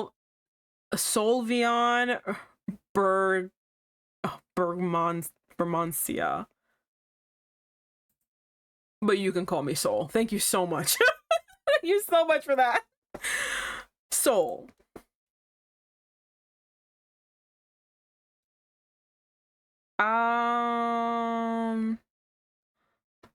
I know I said this one already, but this one seems the nicest one to say. Sol means sun or brightness, right? Sol nods, rubbing the back of his head. You can say that. My mother gave me that name. It's a lovely name. Thanks. Well, I'm Vivian, darling. Nice to finally know your name, Sol. Sol nods with a smile forming on his lips, then returning his attention back to the professor. 3 artworks to showcase. Note, it has to be some form of expressionism. Mediums will be strictly traditional. I'm not an artist. I don't know what I half understood what he was talking about. Your professor then proceeds to give proceeds to give other pointers for your project before leaving you and the rest of this class for the day. Everyone in the classroom proceeds to talk with their partners, already brainstorming ideas on what they're going to showcase and hopefully could get a high grade. You turn to Sol as he took out his own charcoal pencil and his sketch pad for the class. You got any plans on our first display, Sol? Expressionism is about conveying one's feelings, right? The easiest for now is a portrait. Let's use your face as an example. My face? I mean, it's an amazing face, but like, I'm a little scared. I'm embarrassed. I did something with your lower region in the library, and now we're gonna do a portrait of me. I'm embarrassed. He lets out a low chuckle. Damn, I kind of wish I said the mean comment. They're making a cute expression right now. That can be considered an expressionism. Okay, hold on. Give me a second. Give me a hot second, okay? Okay, listen. Yes, and are we going to fast forward? Perfect. We fast forwarded up, right? I'm not sure I could stand him staring at me for too long. Yeah, I was like, ugh. I don't know. There's something embarrassing. I was like, oh my god.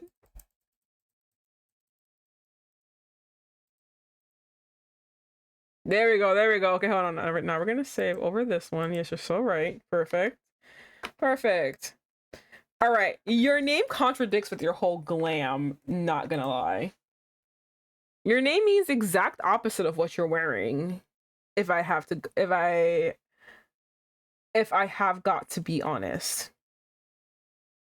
Okay. Your name means the exact opposite of what you're wearing. Gotta be honest. Not that you don't dress well. I mean, you look good. Oh my god, he's staring at me. I said the wrong thing. A pinch of red makes his way to his face. Sol bit his lower lip as he readjusts his collar. I should just shut the fuck up. He averts his gaze, biting his inner cheek. Thanks. You look good too. He draws out our face and it's one of the comedy caricatures. No. Well, it would have to be. It's a whole classroom. I couldn't imagine he would draw a full out portrait in just that little time. I should introduce myself before this gets any more awkward.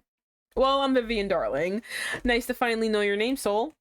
Sol nods with a smile forming on his lips and returns to the professor. Okay, cool. Well, shush. Wait, no, wait, hold on. Go back. Okay, hold on. Where am I?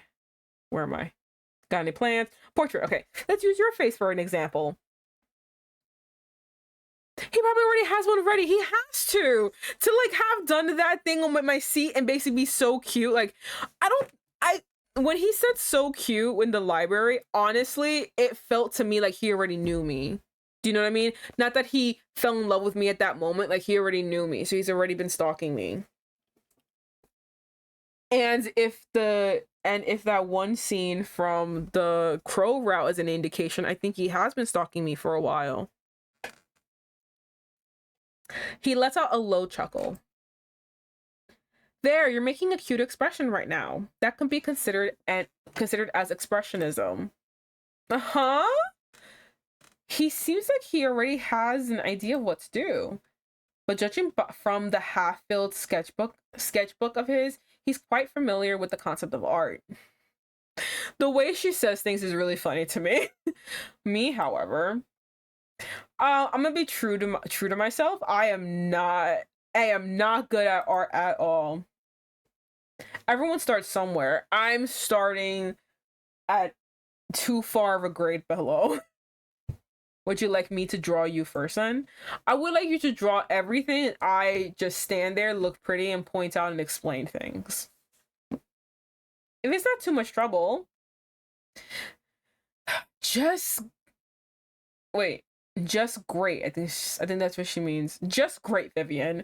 First time partnering up with the new guy and you're already letting him do all the work. Listen, he volunteered. Why am I being maligned for him taking up the cause?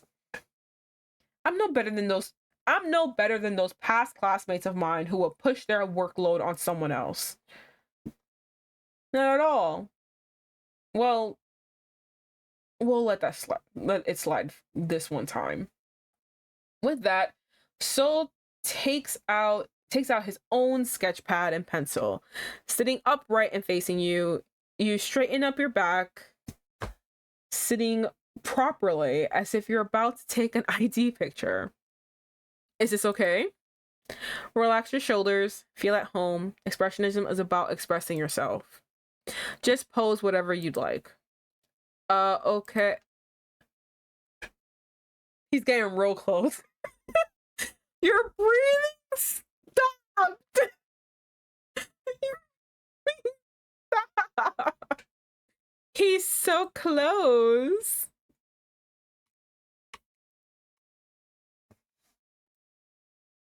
You can feel Soul's hand brushing along your forehead to your ear, tucking away a stray of hair that was covering your face. You could almost smell his mint in his breath. He got closer. My goodness. Stop!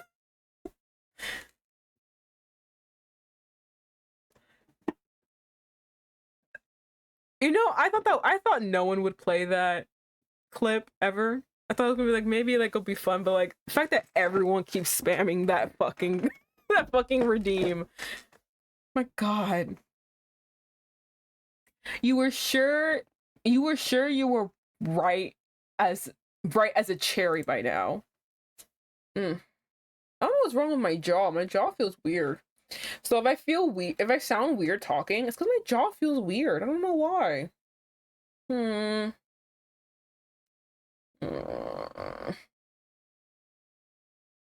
That's weird. Maybe my headphones are also on oddly and putting too much pressure. I don't know. Okay. Soul leaned back and didn't say anything as he begins sketching. His eyes hopping from the paper to your face, and you swear every time you meet his gaze, his forehead your heartbeat quickens. Oh my God, are you liking someone else? What about Crowe?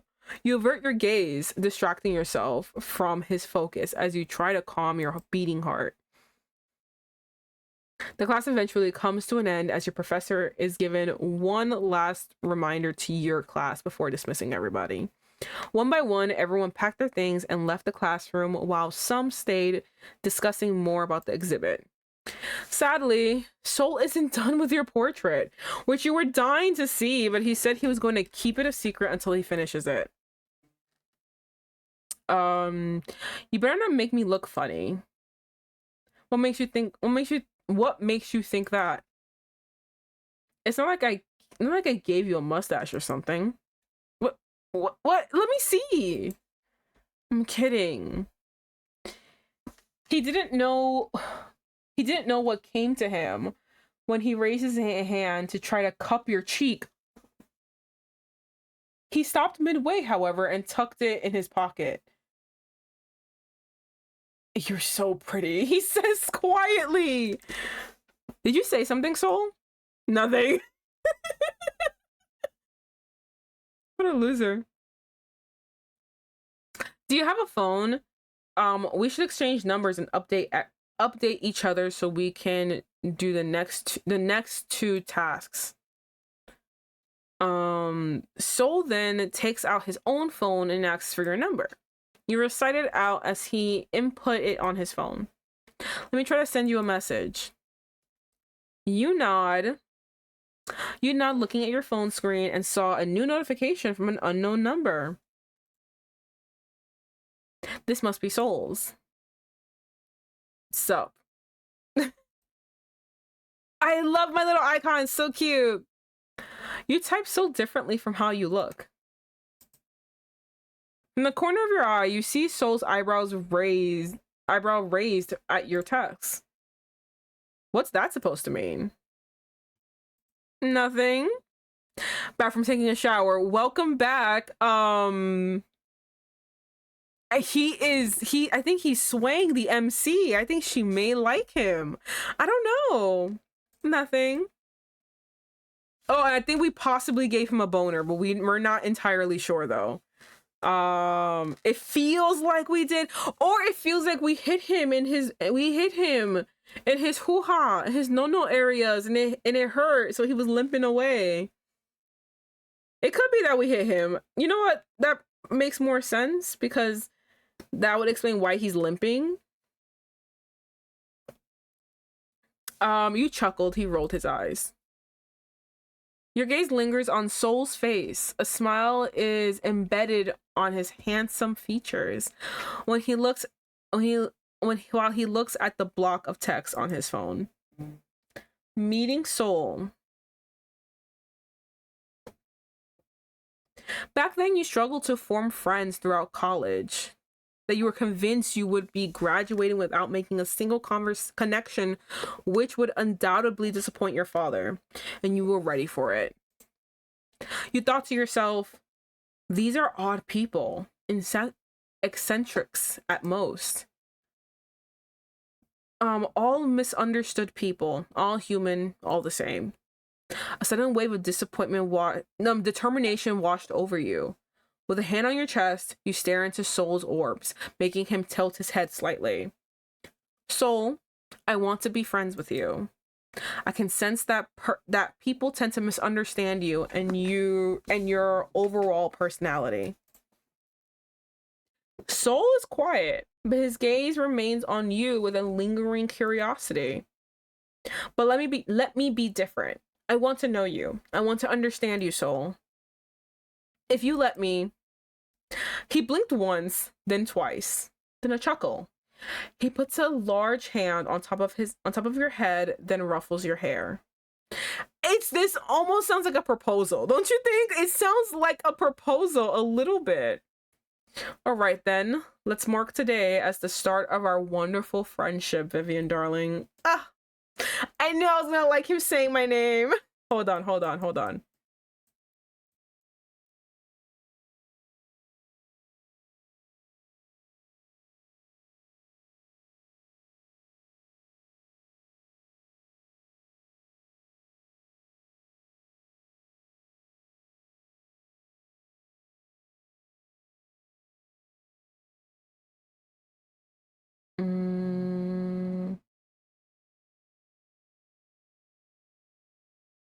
Okay.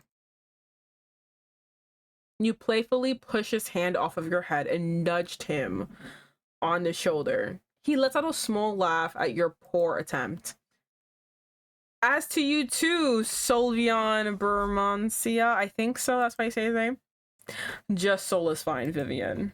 Well, I need to get going. See you tomorrow?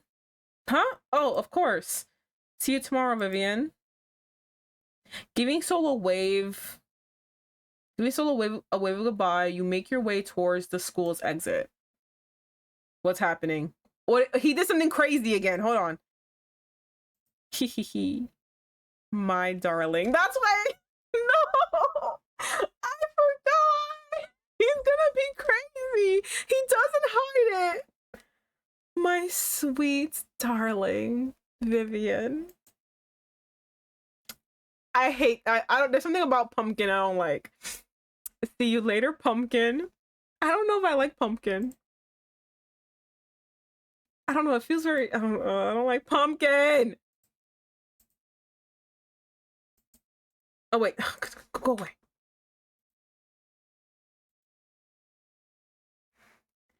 It is very grandma, right? It's like, I think because I watched a TV show and I think I watched a TV show and the father would call his daughter Pumpkin and Peanut. So to me, it's like, no, What I miss, he stabbed someone else? No. He's being very flirty, Taiju. I don't know how I can handle this, okay? He's being very flirty. We sat on his lap. Okay, I think we gave him a boner. I don't know. Okay, it's two options. Okay, because we did something. He got stiff and he limped away, right? Because we were sitting on his lap, right? Now we either gave him a boner and he left, or, which I think, after thinking a little bit more on it, I think we accidentally hit his penis, his pee, and we hit his pee. And of course it hurt. So then he was like, I gotta go, and he limps away because it hurts. That's what I think happened. Personally, that's what I think happened. He got stiff and walked away. and then he starts drawing us like a French girl. So then this happens. Right? Yeah. But don't worry, there's blood, and you can see blood, and he already stabbed people before. Oh, he was drawing and we were invading his privacy, as always. Of course I'm gonna invade your privacy. This is me we're talking about. So yeah. He hasn't stabbed anyone yet. This still evades me. I don't know where this is. Okay.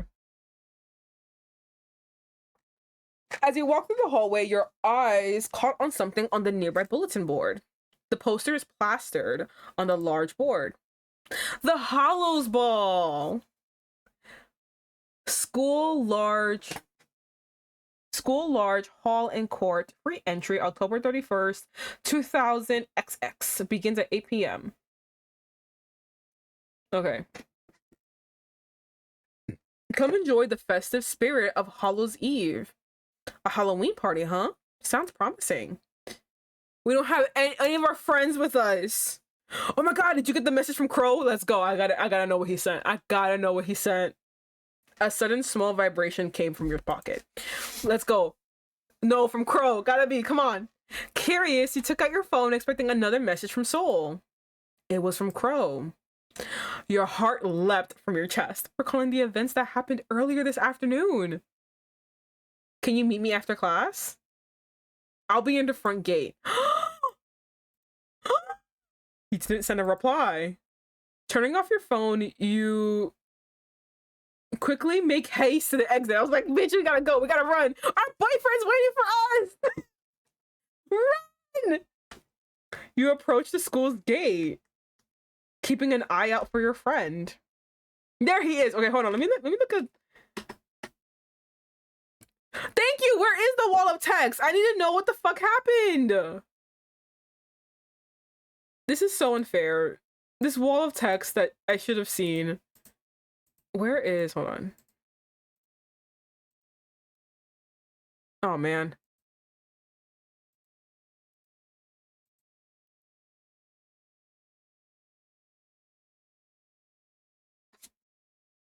I'm looking for the CG guide.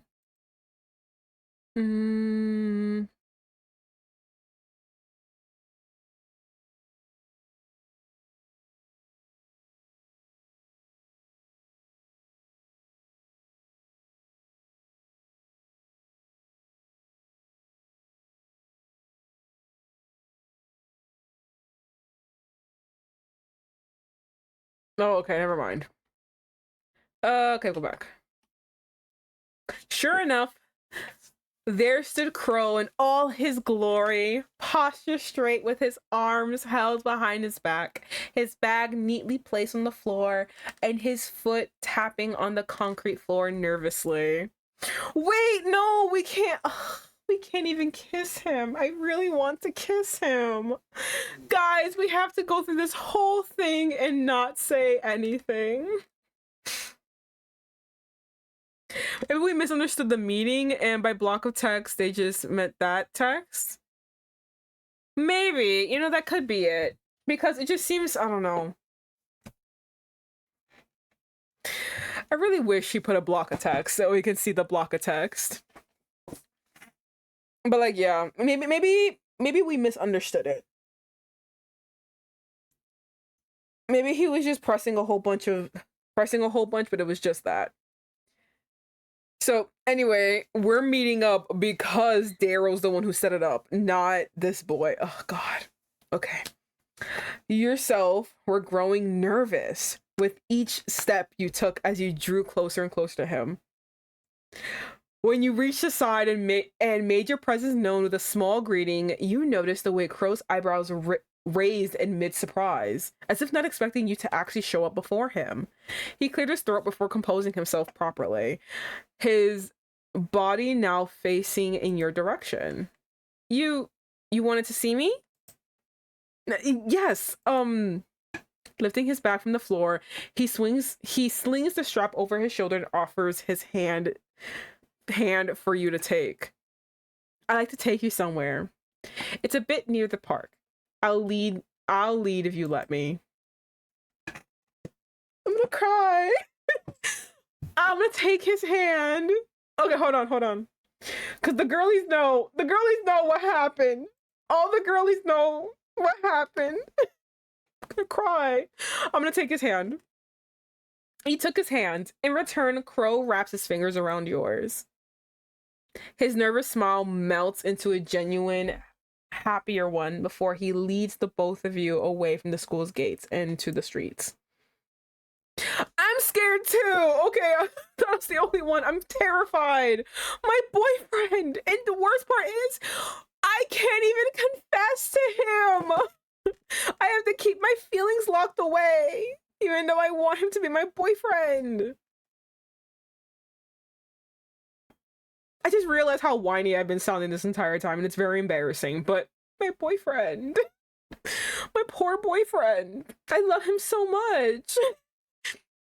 And I have to protect him from this jackass. He's being very mean. By the time you and Crowe made it to the park, it was already sundown, and the stars slowly started painting the sky. Is this the place you were trying to lead me to, Crowe? Not quite yet. Come here. I follow him through the thicket of thick bushes, surprised to see stony stairs. A little bit run down, it still seems sturdy to step on. Looking up, you see it leads somewhere above. You and Crowe make your way up the stony steps, seeing red and orange leaves coloring the steps as you and him avoid a few puddles from the rain this morning. We're here. Come, it's a sight to behold. Taking one last step, you see Crowe admiring whatever was beyond him. His smile bright as his eyes twinkle like the stars above. Your eyes went wide in awe upon seeing the scenery before you, replicating the one Crowe has on his face. Not once did you take into consideration the idea of sightseeing within the city. Everything seemed unfamiliar, intimidating even. You couldn't blame yourself for feeling so distressed about the idea of traveling, especially since you had no one else within the city to guide you. But gazing at the sea of lights that stretched out before you made you realize that you had been missing much of what the city has to offer. Looking further ahead, you take notice of a tall tower decorated with bright neon pink lights. I wish we could see it. Don't tell me there's something in the scenery and I can't see it. A little bit to its right is a movie theater next to a mall. The rows of the other buildings with multicolored lights seemed endless. The more you scan the area, the more you see unfamiliar places that you didn't know existed. Your moment of silence while admiring the city view was interrupted by the sound of rustling grass. You turn around, finding the source of the sound. Crowe has made himself comfortable lying on the ground under an old tree. You see his backpack leaning on its trunk. You turn your back to the city and walk to where Crowe lay, deciding to keep him company. His gaze on the starry sky shifts to you as you sit As you sit down beside him, a hopeful smile grows on his face. Judging from your face, all lighting up, you like this place, huh? Care to join me? I want to be on top of him and I want to kiss him. That's what I want to do. That's what I want to do. But the game won't let me or he'll die. You know, I would have to kill Soul. Listen, hear me out. Because I can't be horny with the boy I want to be with. So, like, I would have to kill him. Been there, done that, got him stabbed. Exactly. I would have to kill Soul. I would have to attack him because he's not letting me let my freak flag fly, and I can't have that. There's absolutely no way. I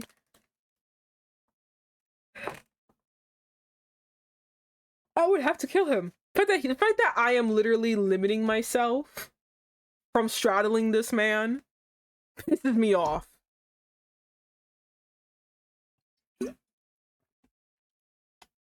Accepting his invitation, you give Crowe a slight nod that brought joy to his eyes.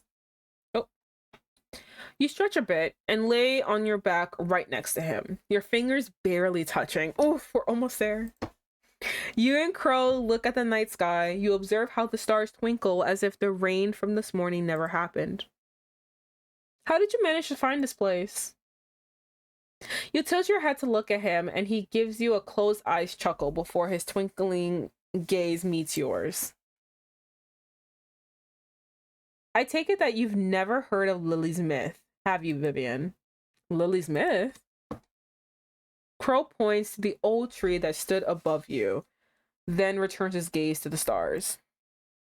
They say that this tree that the humans came in contact with was blessed by the gods that guard this land. This very same tree here used to bear multiple fruits. They say they never rot and are free for anyone to take. Or so what the popular interpretation says anyway. Are there other versions of the myth? Crowe shrugs his shoulders.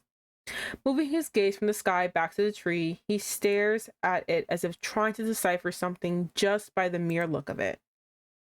There are other versions, yes. Some say the fruits are actually poisonous. Others say it's only meant for the gods and no human must take from it, lest they be cursed. That sounds quite gruesome. It's no wonder they would rather use the lighter version of the myth. Crowe lets out a low chuckle at your statement, nodding a bit, as if agreeing with you. I guess that might be one of the reasons. Hey, Vivian. He pauses before speaking again. You perk an eyebrow at him. Yeah? This seems like a silly question. No, lay it on me. Tell me what it is. Do you believe in gods? This question caught you by surprise. You never thought of Crowe as the religious type. More so be interested in gods. Or maybe he's just curious by the idea of them. This may be the best moment to know for sure. Last time I said I do, and I'm just gonna keep with that one. I do. They are the very beings that blessed our lands and soil. Back in my hometown, we would go to worship our village's patron goddess's church, and pray for a good harvest. You recall your visits to the village temple with your father. Being regulars, you visited enough to the point where you became friends with some of those who resided within the church. Every time you dropped by to worship, you and your father would offer your healthiest crops to thank your patron.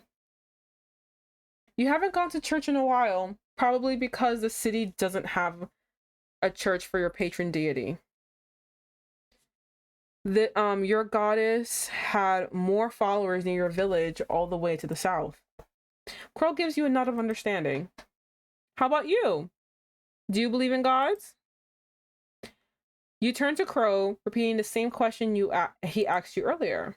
He scans your face, your eyes, your nose, then your lips. I want to kiss!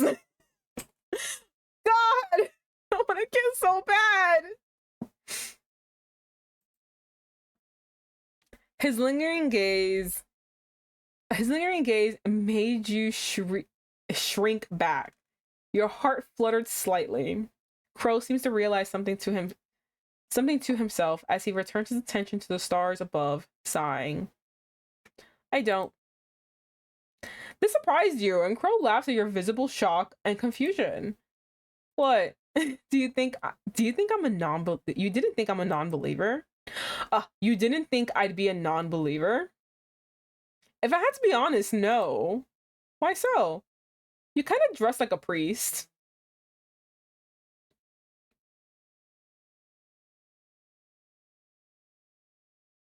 I feel like that's by design. I feel that's by kink design. Crows. Oh my god. Crowe's azure eyes grow wide as he broke out into one of the loudest laughs you've ever heard from him. We getting dick down tonight again? I wish, Anna, I wish we would. I wish we fucking would. All right, you gotta watch my first playthrough, and I wish we would. But no, a stupid fucking bitch won't let me. That's why I have to kill him. I couldn't live this way.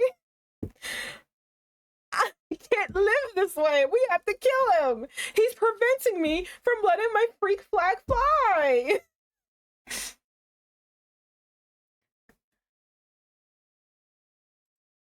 We are depraved women during these fucking times. He won't let me. He needs to die. He needs to go. Crowe's your eyes grew wide as he broke into the loudest. Okay, yeah, I read that.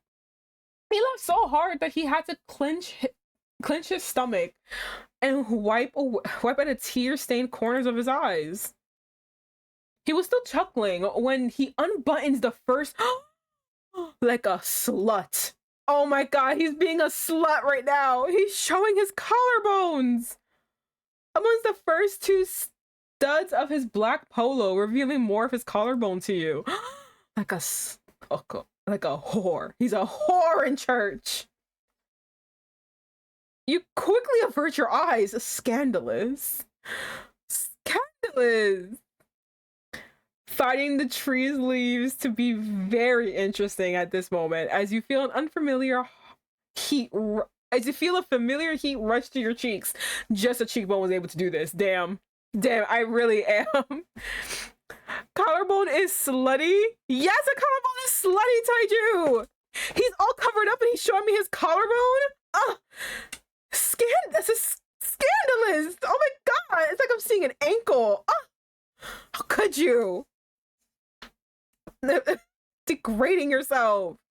Which yandere is your type? Of these two, here, look, listen. Soul is great. Honestly, Soul ticks a lot of boxes. I really like Soul, but the problem is Crowe exists. The problem is Crowe exists. And because Crowe exists, Soul is in the back burner. I'm sorry. And I can't tell you what I like about Crowe so much, other than the fact that he's so sweet.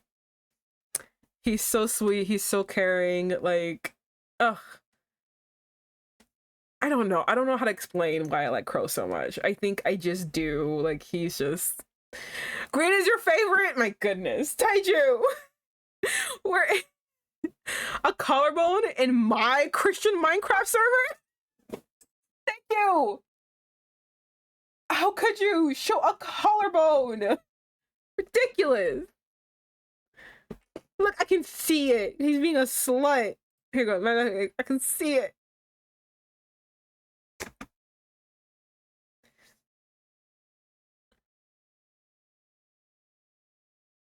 If you see a sexy looking man, you gotta Yeah, take me down. Take me to Pound Town. Give me... Okay, Anna. I mean, listen. We could be doing that with Crowe right now. We truly could. But the problem is Soul is gonna ruin it. That's what we can't. And I'm crying about it. We can't even confess our feelings to each other because Soul ruined it. Goddamn fucking Soul. You ruined everything. I'm tired, Grandpa. Okay, I read this already, right? Yeah. How's that? Less formal, very slutty. Okay, you're truly just being you're just truly just being very like whorish right now. I don't know how to take this. Okay, for fuck's sake, Ichabod. It seems like I'm seeing a Victorian woman's ankles for the first time. Exactly. What's the next thing? Gonna show me your nipples next? Like insanity. No, I'm sorry. No, that was a joke. That ruins the joke. What are you gonna show me next? Your shoulders? Crazy. Your wrists? Crowe grins at your reaction.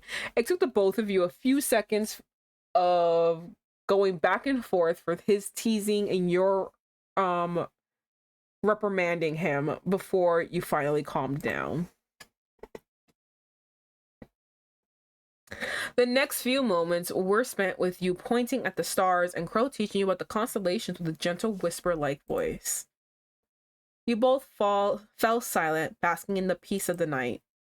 As the silence prolonged, Crowe fell deep in thought. By the way, just remember that while this is happening, we have a random soul just in the background hiding between bushes staring at us. Like he is actually watching us right now. About today, Vivian. And about the guys. Oh my god! I can see the line of his boobies! I can't believe you're doing this. And about the guys. So we're moving to this conversation next, huh? I've got to be honest. Daryl put me up to this little hangout while I was feeling down in the dumps. Oh my god, Laura, you're right. I think I do have to thank him for forcing me. It actually gave me the courage to talk to you after class. He let out a breath he didn't know he was holding, refusing to meet your eyes. I just don't know if I'm upsetting you by suddenly dragging you into this group. I probably should have told you about them a long time ago, huh?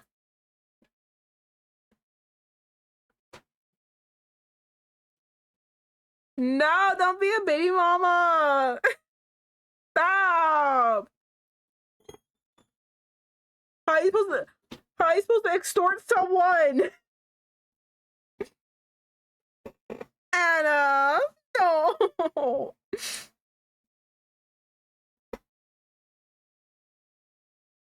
Okay. I'm sorry, Vivian. You bit your lip. You suspected that you might have upset Crowe by making him think that you didn't like the group's presence at all. And that he's forcing you to bend to his will. One thing to know about Crowe is that he is never the type to demand, to control, to be a king. I feel like, no, honest to God, bitch, after what I saw in the second part, I think the control thing is, no, he is totally a control man.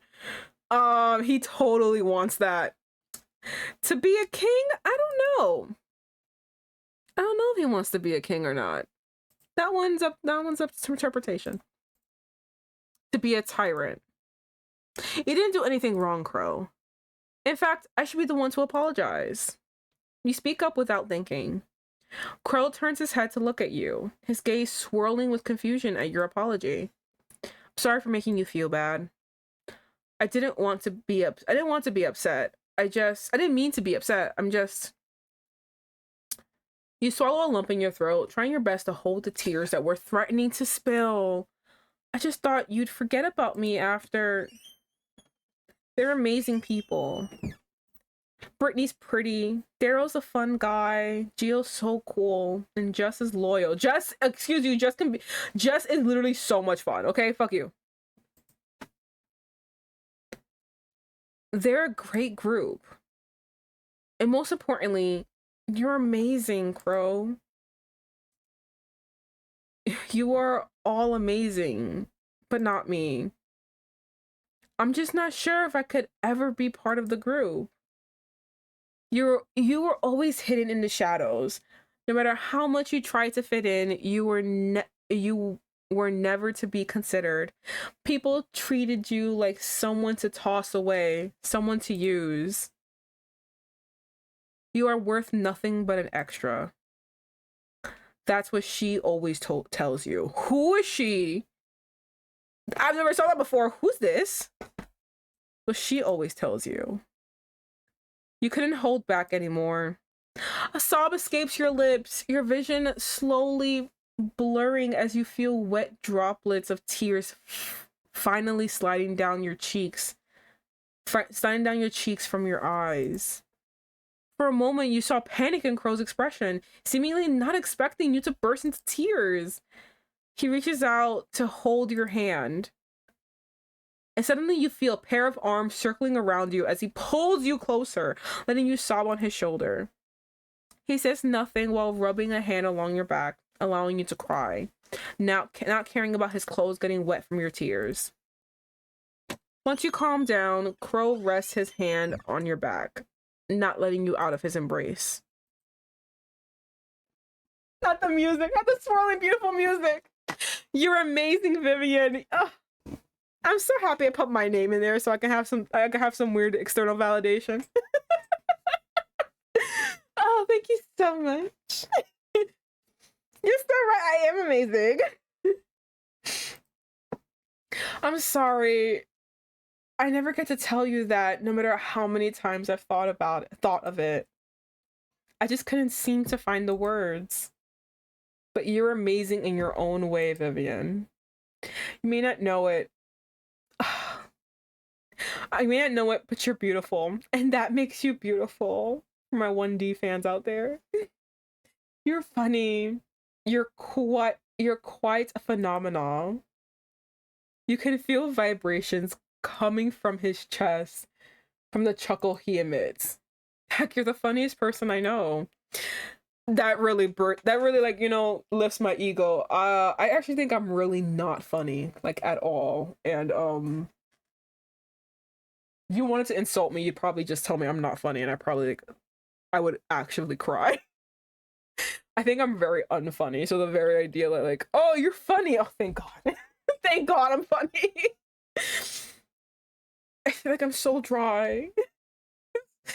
So when I really tell all of you, oh my God, thank you, like, you guys find me funny, like, I actually am, like, quite happy. So I really think to myself, oh God, you fuck, yeah, that was so bad.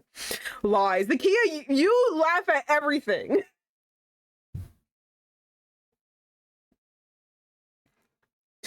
All I'm saying, Vivian, is that you're amazing. You have no idea how much tears you shed tonight. Sometimes you think it's silly and childish to cry over what was probably a trivial matter to some. But the urge to sob, oh trust, I wouldn't let it wasn't savage. A trivial matter to some, but the urge to sob returned after hearing those words from him. I think I'm gonna dig with no. No, my boy Crowe. I know we're doing a soul route, but I want Crowe. I'm gonna be crying here. I want Crowe. Do you want me to call you the amazing Spider-Man just to prove that you are amazing? Stop. That made you chuckle a bit as you wipe your tear-stained cheeks. With whatever strength you could muster, you slowly pull away and lift yourself up. I forgot we're on top of him. Oh, I forgot we're on top of him. You sit yourself up, hovering over Crowe. There you see the very same man that made you cry by literally doing nothing. His hair braid came loose. I know. Listen, I peeped. I peeped that his hair came loose, that his braid came loose. I'm really liking just this. Fucking hot. God. You didn't know when, but his hair pulled around his head. Crowe stared up at you with serene eyes, remaining silent as a gentle smile plastered on his face. There was nothing but the moon illuminating his tender features, yet to your vision, he seemed to glow. He is absolutely beautiful. And oh, how you wish you could blame everything on him. If you could, you tell him that he's the reason for all the unnecessary feelings swelling in your chest. You tell him exactly how good and how bad it all feels. The heartaches, the butterflies fluttering around about your stomach. You want to blame him, but you can't. No, I want to kiss him so bad. Oh, I hate my life. I hate my life. I hate my life. I just want to kiss him so bad. I just wanna. But my boy will die.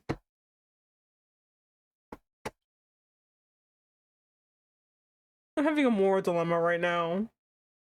Satisfy myself or keep him alive, and it's really hard to figure out which one I want to do.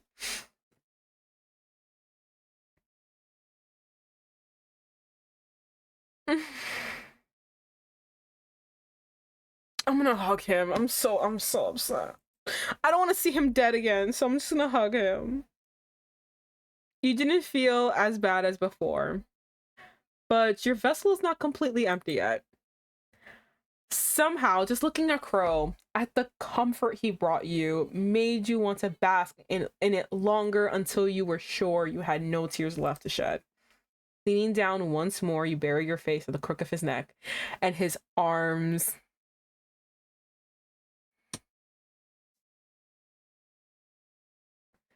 If you, Hugo, try to kill me, I won't love you. Dave, kiss him. Stop with the stabbing. Go back to hug him. You're so right, Lore. Wait a minute. We're gonna do a lore set because I'm sorry. I need... Yes. Kiss him. You have no idea where you got the guts to do this, to do the thing. It's called me. I gave her the guts to fucking kiss him. Listen, I'm sorry. I would not be able to resist to kiss someone like this. Like, am I wrong? Like, I would not be able to resist. I would have to kiss you. Like, I just feel like, you know, this is the moment. Got to do something you did next. But the feeling of your lips pressed against his lips pressed against yours made the butterflies rattle in your stomach, threatening to burst out of their cage. Your heart beats faster, like you've just run a marathon, as you feel the heat rush to your cheeks. Crowe freezes against you, and for a moment there, you thought you just made a huge mistake. You're prepared to pull away and apologize, but he makes a move you did not expect. I forgot to zoom in. A gentle grip from Crowe had the gentle grip that Crowe had on the small of your back slithers its way up to the back of your head, fingers intertwining with your hair as he presses you closer to him, returning your kiss with a fervent sense of desperation. His other hand holds your waist in a tight embrace, not wanting to let you go. Out of your own surprise, you break the kiss by pulling away slightly. Crowe crashes against you. Yeah, no, Anna, I don't think Hugo likes... I think Hugo wants Soul. We had again, watch my VOD. Me holding you hostage, watch my VOD. Me holding you hostage, watch my VOD. But the way he says certain things, we speculate that he actually likes Crowe and he killed us to get rid of us as competition. It just feels right with the way he said the words, with the things that he was saying. It just felt like this is ulterior motive.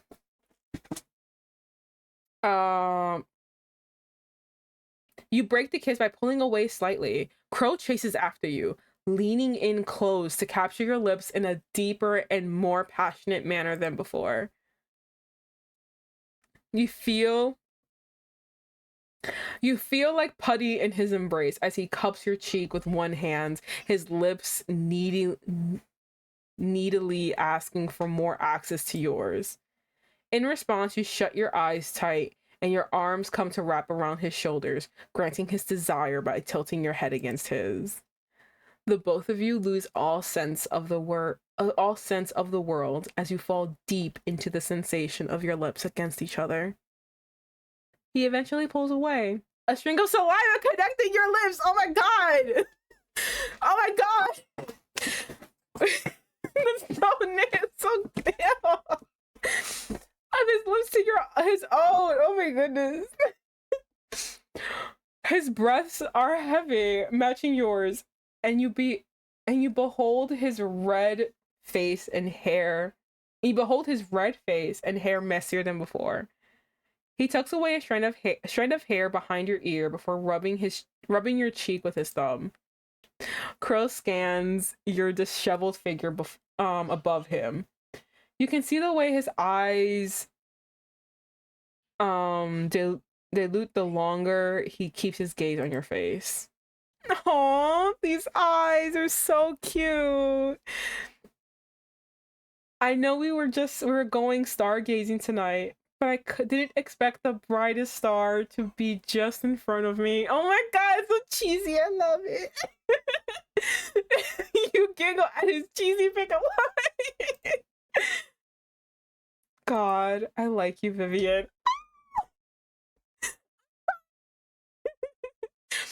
I liked you the first time I laid my eyes upon you. I couldn't tell you because I was scared that I might lose whatever we have at the moment.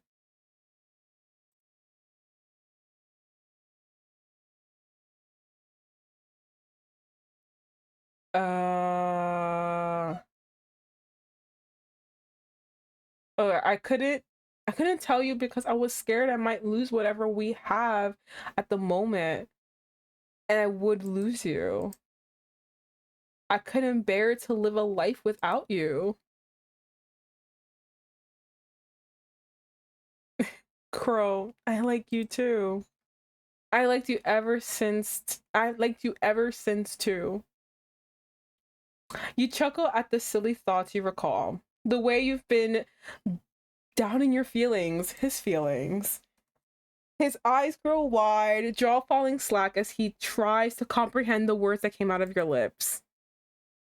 He blinks once, twice, before a smile as bright as the stars above appears on his face.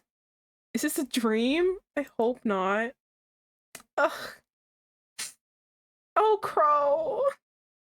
If I'm in a dream, please tell the sleeping me to never wake up. I want to live in this dream forever. Will this convince you that it's not a dream? You lean closer to his face and place a peck on his cheek. Maybe. But I think this would definitely convince me. He captures your lips swiftly, distracting you when he moves in to bury his face the crook in your neck, to nibble at the soft flesh. You gasp!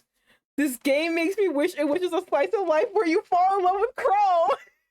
And you dislike slice of life. And I will say, as a person who does like slice of life, I will say it is challenging, because like I feel like it's very easy to find boring ones. There are a lot of really good ones. But it's very, very easy to find ones. If you don't like the characters, then you're not gonna like the thing. Do you know what I mean? If you're not interested in if you're not interested in a certain aspect of the slice of life, it's easy to be like, well, I don't like anything. I don't like any of this. So like, you gotta find that certain thing. And I kind of wish this was a slice of life where we're just falling in love with Crowe. That'd be so fucking cute. And Anna, I can see that you're born to be a slut. Unfortunately, yanderes don't want you to be. That's not what you're understanding here. That's what we need to kill Crowe.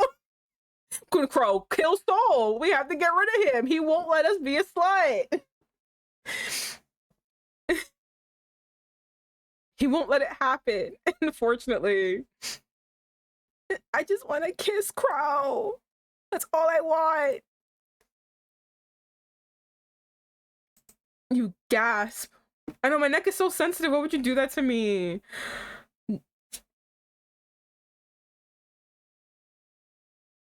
I think I'm gonna cry. I think I'm gonna kill myself. I think I'm gonna kill myself. I forgot he told me this. I don't know. I forgot he told me this before too. Now people will know you're mine. Remember when I told you I'm pretty sure he likes control? Here it is. Hey now. Oh my god. And my skin easily bruises too. How could you do this to me? Crowe laughs out heartily at your reaction, and you simply roll your eyes. You couldn't stay mad at him. I want to have a nice hickey to look at, no. He dusts off the grass sticking out from his shirt before giving you a once-over and gently swatting away the leaves on your hair and clothes. You get up and Crowe retrieves his bag, almost forgotten by the tree. He looks back at you and takes your hand slightly. Silently. It's time to go. It's time to leave this magical place. You look at the stars and how brightly they shine. You gave the sky one last glance before turning away, hand clasped tightly around Crowe's as you let him lead you home. All right, we gotta leave. We gotta go back. We gotta go back. We gotta go back. Oh, because I refuse to watch him die. I just wanted to kiss him. I want him to say dirty things to me. And I wanted that to happen, and we did. And now we have to repress everything that we want and hug him. And they lived happily ever after. You're so right. Exactly. The end. That's the ending of day one. You didn't feel as bad as before, but your vessel was not completely empty yet. Somehow just looking at Crowe at the comfort he brought you made you want to bask in it longer until you were sure you had no tears left to shed. Leaning down once more, you bury your face in the crook of his neck, and his arms instinctively wraps around you. His hug warm and soothing as he waits for you to gather your thoughts. Crowe rubs circles on your back, a silent way of telling you that he was there. You were not alone, and that he'd be there whenever you needed him. He didn't say a word, understanding that you need silence more than anything right now. You couldn't thank him enough for always knowing what you needed. You have no idea exactly how long you remained in that embrace while lying down on the grass, but you feel a lot better that you are ready to get back up on your feet. You pull away, meeting Crowe's eyes that seem to ask about your well-being. Fixing his collar, he turns to you. Are you good to go? You can read just from his gaze. You nod slightly, and it's only then that Crowe completely releases you from his embrace, helping you sit up before he dusts off the grass that stuck to his shirt. Oh my god, I can't read. He gives you a once over and gently swats away the leaves on your hair and clothes. Okay, again, like I said, Soul is essentially like watching us right now. He is stalking us. He watched this whole fucking encounter. To me, it's still kind of wild that he allowed Crowe to like hug us on the floor like that. You feel me? I mean, at least thank God he's not threatened by that, but like also it's just kind of wild. It's like, wow, so that was okay, but the whole confessing was the problem. I mean, I get it, but like, yeah. You know, at least touching is allowed, because some of these bitches don't even like touching. You blink at him. He only smiles at you. You get up and Crowe retrieves his bag, almost forgotten, by the tree. Yeah, though he's still trying to hide the crazy from us. It's true. He is desperately trying to hide the crazy. Maybe it was silent rage. It could be. Because usually, I'm telling you, I played a lot of these yandere games. Bruh, us women today crave affection. Too, come on now. Listen, I'm telling you, I'm not, Anna, I think I understand these yanderes. They don't like that shit. They don't like that shit. So I'm like, I honestly surprised that he let even Crowe touch us. The other game I played, oof.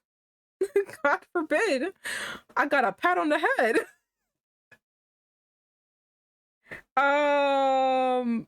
He looks back at you and takes your hand silently. It was time to go. It was time to leave this magical place. You look at the stars and how brightly they shone. You gave the sky one last glance before turning away, hand clasping tightly around Crowe's as you let him lead you home.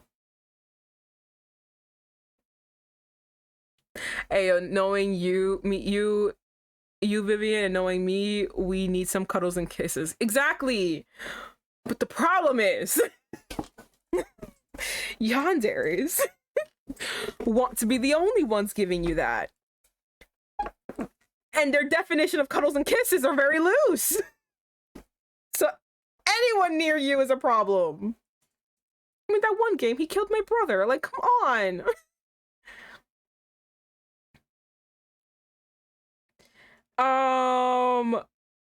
Crowe walks you to your apartment, noting that he kept you out late at night. You bid Crowe goodbye after he safely sees you inside, and he gives you away before turning on his heel and making his way down the stairs. You close your apartment door and lean on it, heaving a puff of air. You recall the conversation you had with Crowe while you walked with him on the street leading to your home. I'm going to give the guys a chance. I think I judged them too quickly. I want to do better. I want to get to know them better. If you trust them, then I trust them too. Crowe's expression was of surprise at your declaration as your determined face reflected in his orbs. Crowe chuckled. Oof. Oh my god.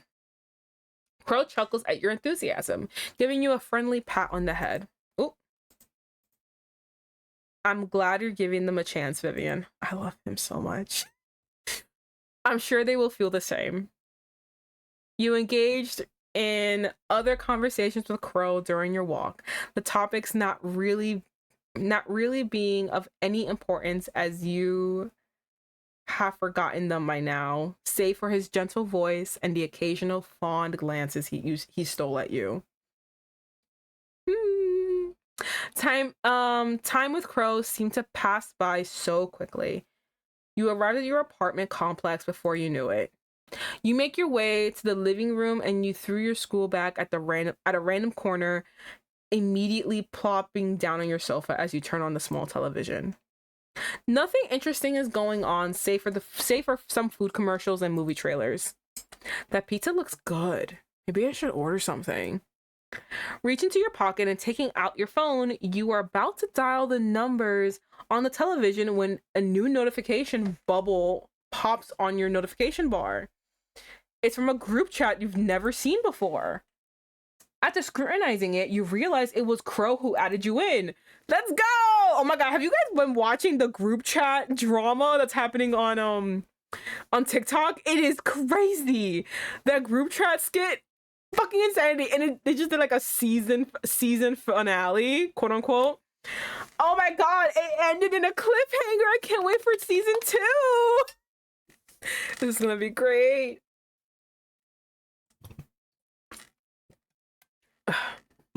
Okay.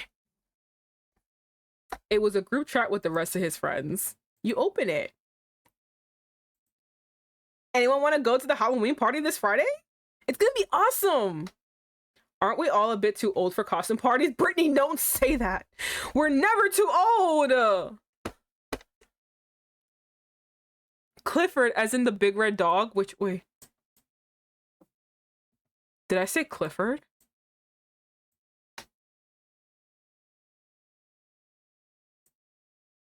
That's what I heard. Oh. I don't know what I said really then.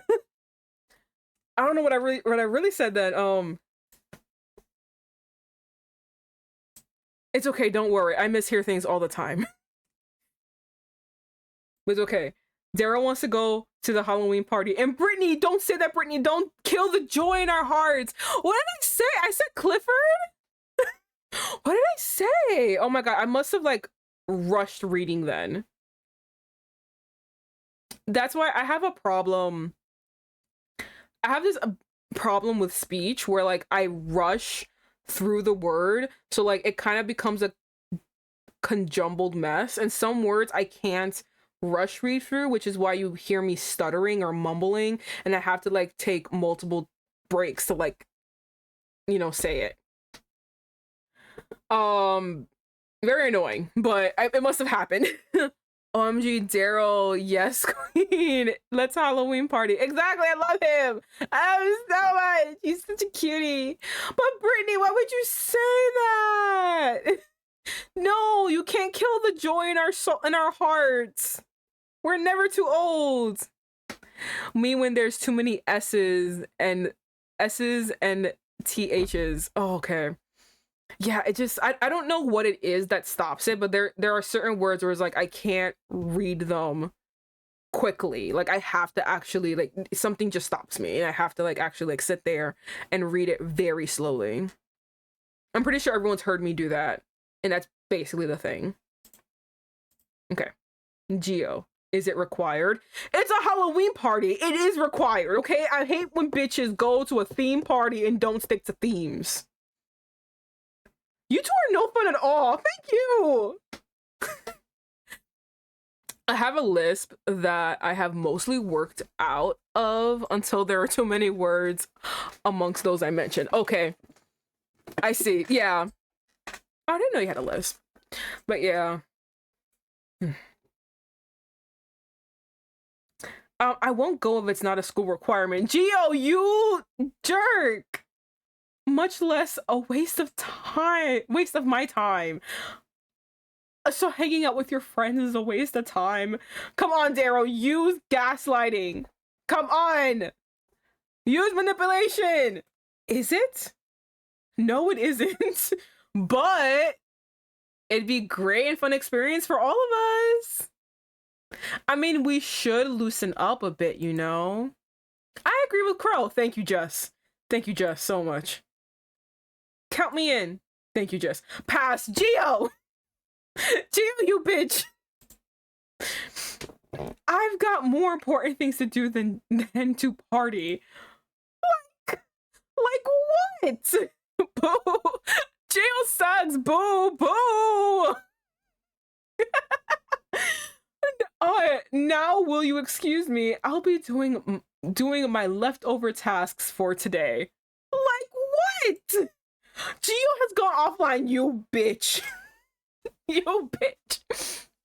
Oh my god. Okay, thank you, Wiz, for the drive-by self-care. Okay, let me actually take a drink. I do need water.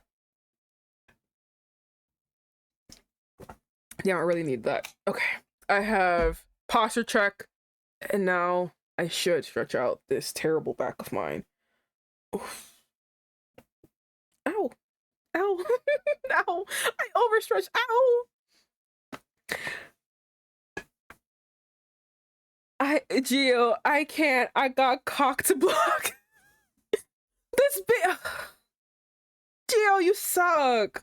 Sheesh, you're sticking the mud as usual. Yeah. How about you, Vivian? Me? You joining? It'll be fun. It will. It will. You were honestly surprised they somehow remembered you. Trust me, they remembered the weird bitch that just keeps running away. They remember. Banks fists on tables. Like, yeah, what the fuck? Checking your calendar through your phone, you didn't seem to have any plans in the near future. Or plans at all. You'd like to just spend your time in your apartment alone. I mean, sure. That's great to hear. I'm ready for the green guy. I tied you. You like looking at red flags and waving them as they pass by. I see. You just like looking at them and like, wow, this is such a pretty color. You know, I'm gonna paint my nails to match. That's for me. I'm gonna buy a red shirt to match. No. So this is who Talon is talking about. Let me go to the. All right, cool. We got 2 love interests right here. This is my favorite. Wait, hold on. We got 2 love interests, right? This one is my favorite, the correct choice. He's adorable. I love him a lot. I like my favorite color, which is green. Oh, okay. Fair. Okay, I see it now. He's the correct choice. And then this is the other choice. He's a problem. He killed my boyfriend. I don't like him. He killed my boyfriend. How can he do that to me? Wait, no, I can fix him.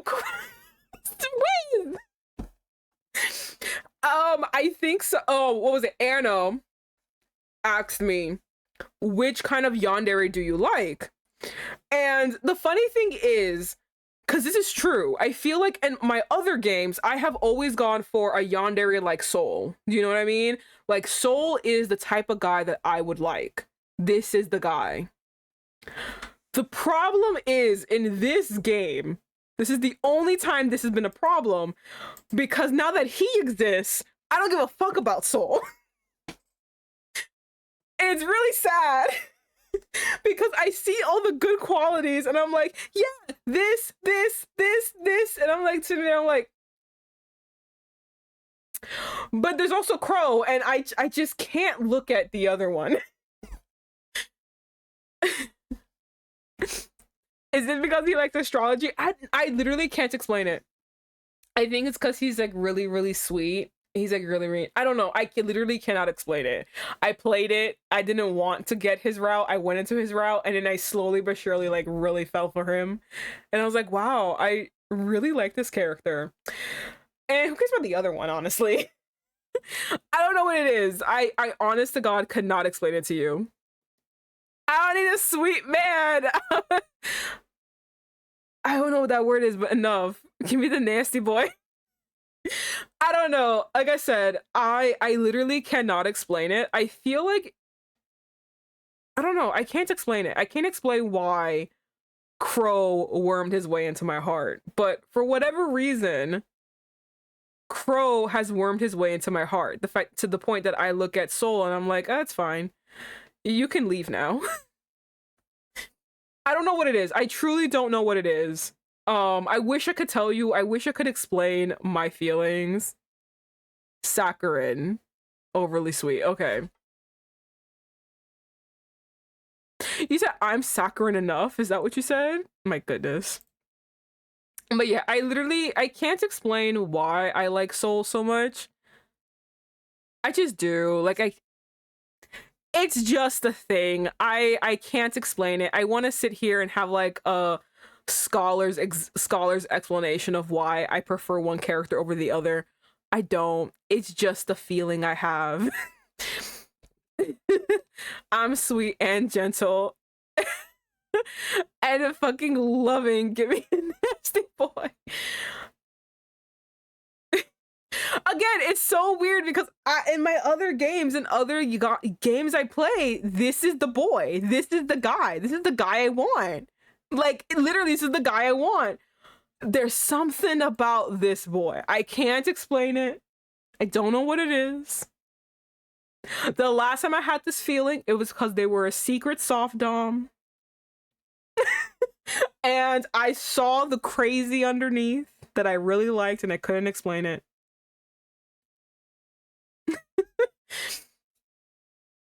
I already got his collar. Let me at it. He already got his collar.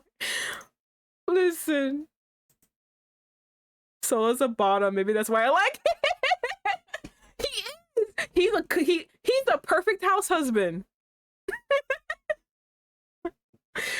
There's something, you know, okay, last time maybe this wouldn't help with Wiz, but this will help with everyone else. Whoever has played Love in Deep Space, the last time I had this same feeling was when I was overly on Xavier, and and everyone was telling me no, the other ones, and I'm like, nah, there's something about Xavier. There's something about Xavier, and then I figured it out, and I was like, ah, there we go. There it is. I figured out why I like him so much. Crowe gives me service top vibes, which is nice. Which is also nice, but I'm somehow always attracted to bottoms. Listen, it's okay. Let your freak fly. I'm just saying, the one that I like the most is this one, but the game's main guy is this one. Oh, and let me just show you. Listen, no one. He seems vanilla. No, Wiz. I think there's something wrong about Crowe. We figured it out in the next part of the game. There's something wrong about Crowe. I don't know what it is. He won't tell me. There's something weird. All right, this is a yandere game. Okay? I don't think there's one yandere. I think there's two. But the other one's better at hiding it. Yeah, it's because he's basic. No! Stop being mean to him. He just likes to dress snazzy. All right, look, I'm gonna show you some lesbians, right? Look at her. Perfection. Perfection. I love her so much, right? Right. Peep this wristband.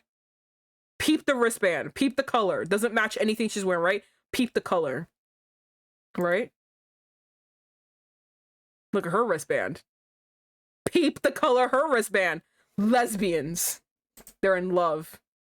They're in love. You can't tell me otherwise. These two are in love. He's in the way. Wait, exactly. The wristband. Look at the wristband. It's pink. Give me her. I love Jessie. I love Jessie. She's so cute. All right, we gotta get back to the game, okay? We gotta get back to the game. Give me. Okay, that's great to hear.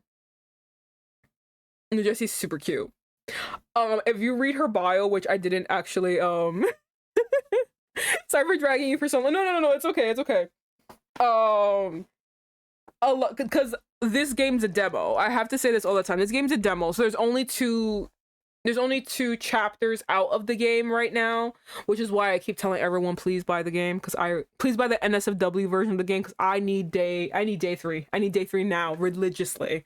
But you don't really get to see the characters a lot because we don't have the full context of the game. So a lot of their characterization is within the bios. So if you look at the bio, it says that Jessie is basically a #1 fan of an actor, and she basically created his fan page, and she is the owner and moderator of his like #1 fan site. Like, that's how, like, she is a fan girl. She's a fan Tumblr girly through and through. I'm just like, damn bitch, I love you, Jessie. The dedication you have. Okay, Crowe seems happy about it. You giggled. This also reminds you of something, or rather someone. Opening another chat, you tap on Soul's newly added contact and send him a message by sending an image of the same poster Daryl sent. Don't invite him! You don't know he's crazy yet! A Halloween party hosted by the school? Yeah. I'm not quite into parties. I can tell. Don't you worry about it. Oh, well, that's all right. Just asking. That's all. Soul is typing. Wait. If you're coming, then I'm coming as well. Really? Really? Do you plan on dressing up? Eddie K, do you? I mean, it's a costume party, so why not? I'll try to think of something then. That's it? You swear you could feel the smile behind those words. Who's at my door? Did this happen? Oh, it's the pizza. Never mind. I was like, who did this happen last time? Okay, stop. With a quick word of goodbye, you set your phone down when you hear your doorbell. I'm coming if you're coming. Yeah, that's what every bottom tells me. That must be the food delivery. Afterwards, you ate your dinner and prepared yourself for bed. You thought about the events that happened today, meeting the group, meeting Soul, and most especially your little hangout with Crowe. I know. I know. Each and every moment is a special occasion on its own. Letting out a big yawn as you stretch your body, you turn to your laundry slowly piling up and scratch your head. We'll probably do laundry tomorrow.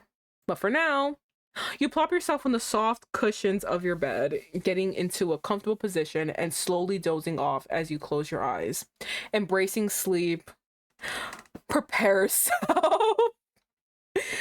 Embracing sleep as the night goes.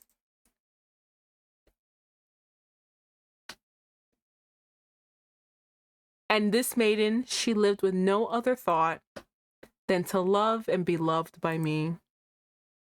The one who loves. They added some words to this poem. This is not part of the poem. I was a child, she was a child, in this kingdom by the sea. They really just, like, stopped it at certain points. Oh no, we're gonna be yanderied. Yeah.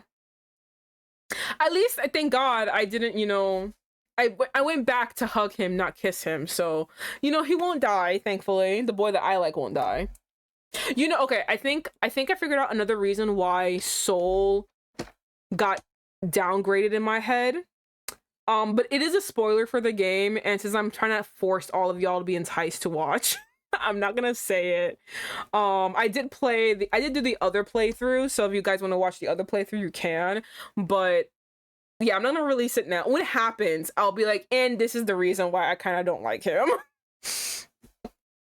And it's a personal thing for me, like just not like how I would like to be, you know, like I'm already accepting you're being a yandere and all, but like I want some kind of reassurance in this little thing, and you're not giving it to me, and I have to be the one to give it to you. It's just really upsetting. The sun setting by the horizon. The sun setting by the horizon colors the grassy field into a deep golden orange as the wind made some strands of hair brush across your face. My yandere needs to be gentle and tender, lol. No, same, which is again, I'm just joshing you, Vivi. No, it's totally okay. No, I think I'm more like talking to myself because, like, again, like usually I would go for a Soul, but like there's something about Crowe and I don't know what it is. I don't know what it is. Oh, I felt a sneeze. I'm sorry. Ooh, I don't know what it is. But yeah, and I think like I'm trying to like also ask myself like, why don't I like Soul so much? Like I don't understand why my feelings switch so hard. And I think I know what it is, but I don't know. We're doing his route. We'll figure out if it's even worse in this route.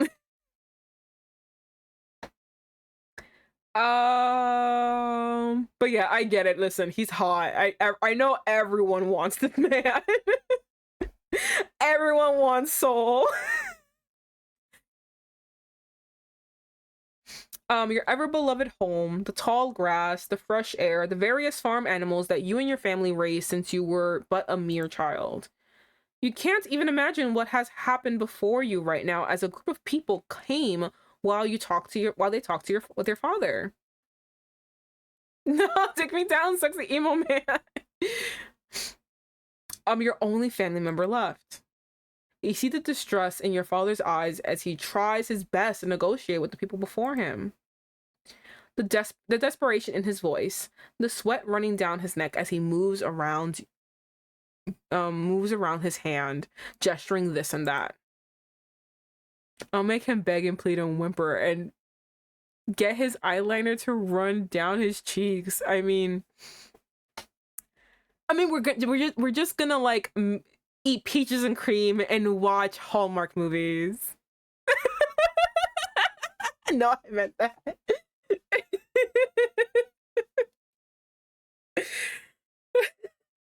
Oh, Soul, you got... I don't know if you thought you were the scariest person here. Please just give me more time. I promise I can pay up. This is all we have left. I don't know where else to go if we lose this farmland.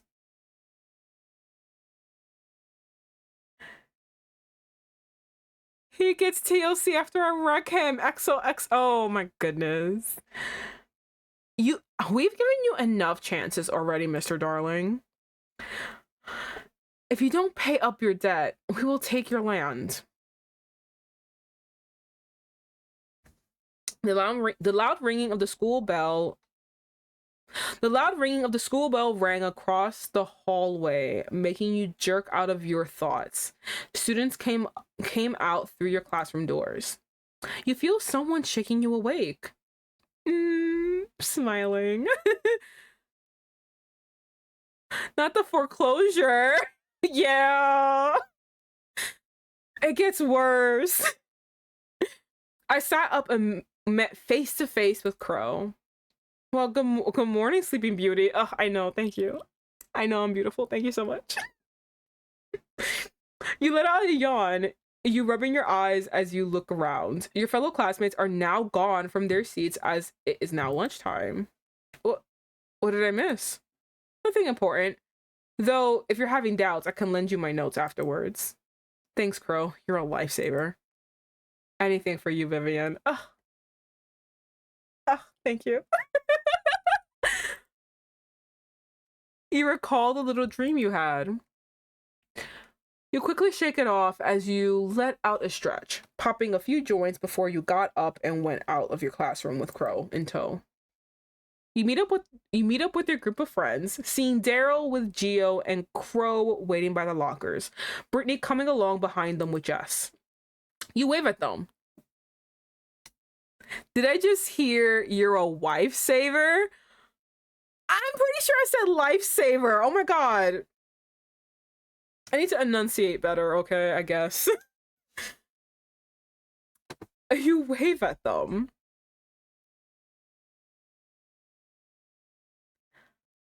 A good noon to you all. I love him so much.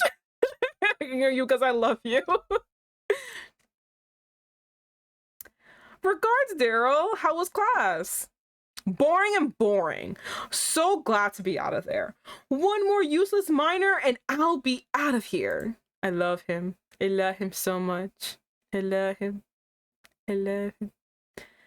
Gio just shrugs, a hand on his hoodie pocket while the other is on his phone. Yes, we got to at least do something in our major today though, which I'm glad about. More papers, but more papers, but it was at least something. And if about papers, what about the Halloween party? Any ideas for a costume yet? Okay, listen, hear me out. We can be the Transylvanians in Rocky Horror Picture Show. Listen, I see the vision. Okay, we could get all the ties. We could have the we all fit the color coordination. Okay, we can be the Transylvanians. Okay, group costume. I think we can do it. Okay. If not, I want to be Juliet. Someone got to be Romeo.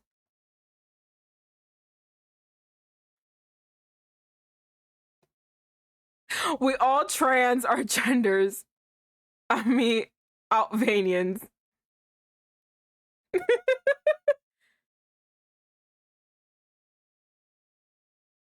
We all trans our genders. Okay.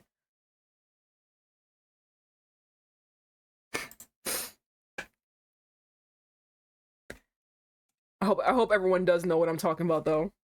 I think we could be them as a group costume. I remember once talking to my aunt because we were watching like the superior Romeo and Juliet movie, and I was like, I want to do a group costume with like Romeo and Juliet, right? And since I'm bisexual, blah blah, yes, the Leo one, correct, that one, yes, the correct one, the one that was made exactly how a Shakespearean play would have been made in the time. Which honestly is really cool, learning how they made it and how a Shakespearean play, learning how Shakespearean plays plays ran is exactly how they made the movie, which is fucking awesome.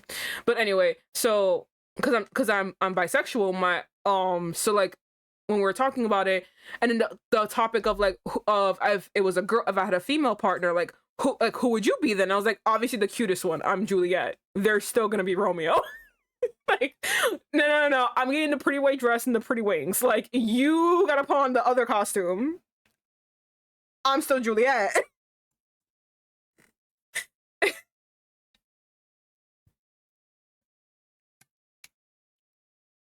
Roma and Juliet. Yeah, Roma or damn it, what's that other name that's kind of the same? It has like an N in it somewhere. It doesn't matter. I like your joke better. But yeah, she was like, which one would you would be? The cute one. I'm still Juliet. No matter who the partner is, I'm still Juliet. I was just thinking, I was thinking another name, but I lost it. The kid at the back would be making my coochie feel some things, y'all. Because of all the cuties, right? Like this one right here, look at him. He's so cute. And look at that one right here. She's so cute. And look at this one right there. She's so cute. Except for you. You scare me. I don't know what the fuck's wrong with you. Something wrong with you. I love you. Everyone's really cute here. Enough about papers. So what about the Halloween party? Any ideas for a costume yet? I know I'm making him whiny, but that's just my voice. He's not whiny though. As they talk to each other, at the corner of your eye, you notice a familiar figure. Oh, fuck you! We hate this boy in this house. We hate him. He sucks.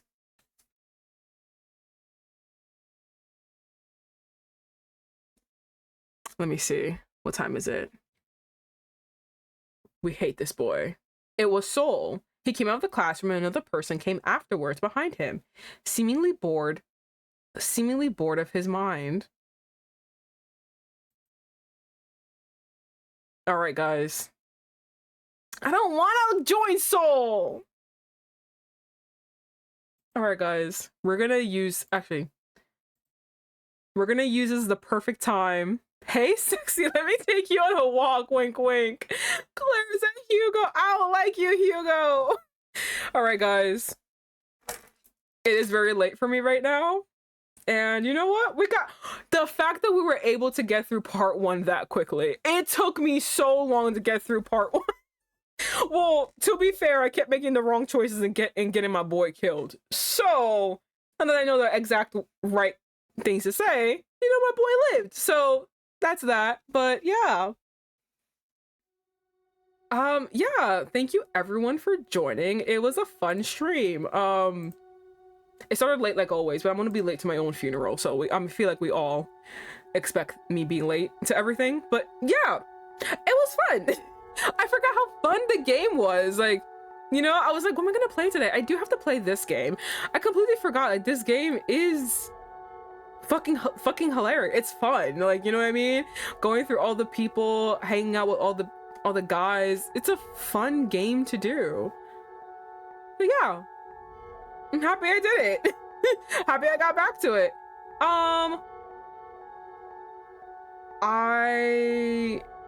You know what? We are actually gonna raid. And a good night, baby. Glad you have fun. Thank you so much. We're actually gonna do a raid. Someone is actually playing Doki Doki Literature Club. And why not continue the vibes? Because it is Doki Doki and that's always a fun fucking game to play. So yeah, thank you everyone for joining me. And something, I literally mid-stream got a text about plans that I didn't know that I agreed to this week. So we'll see when the next stream will be. It's gonna be sometime this week, I just don't know when.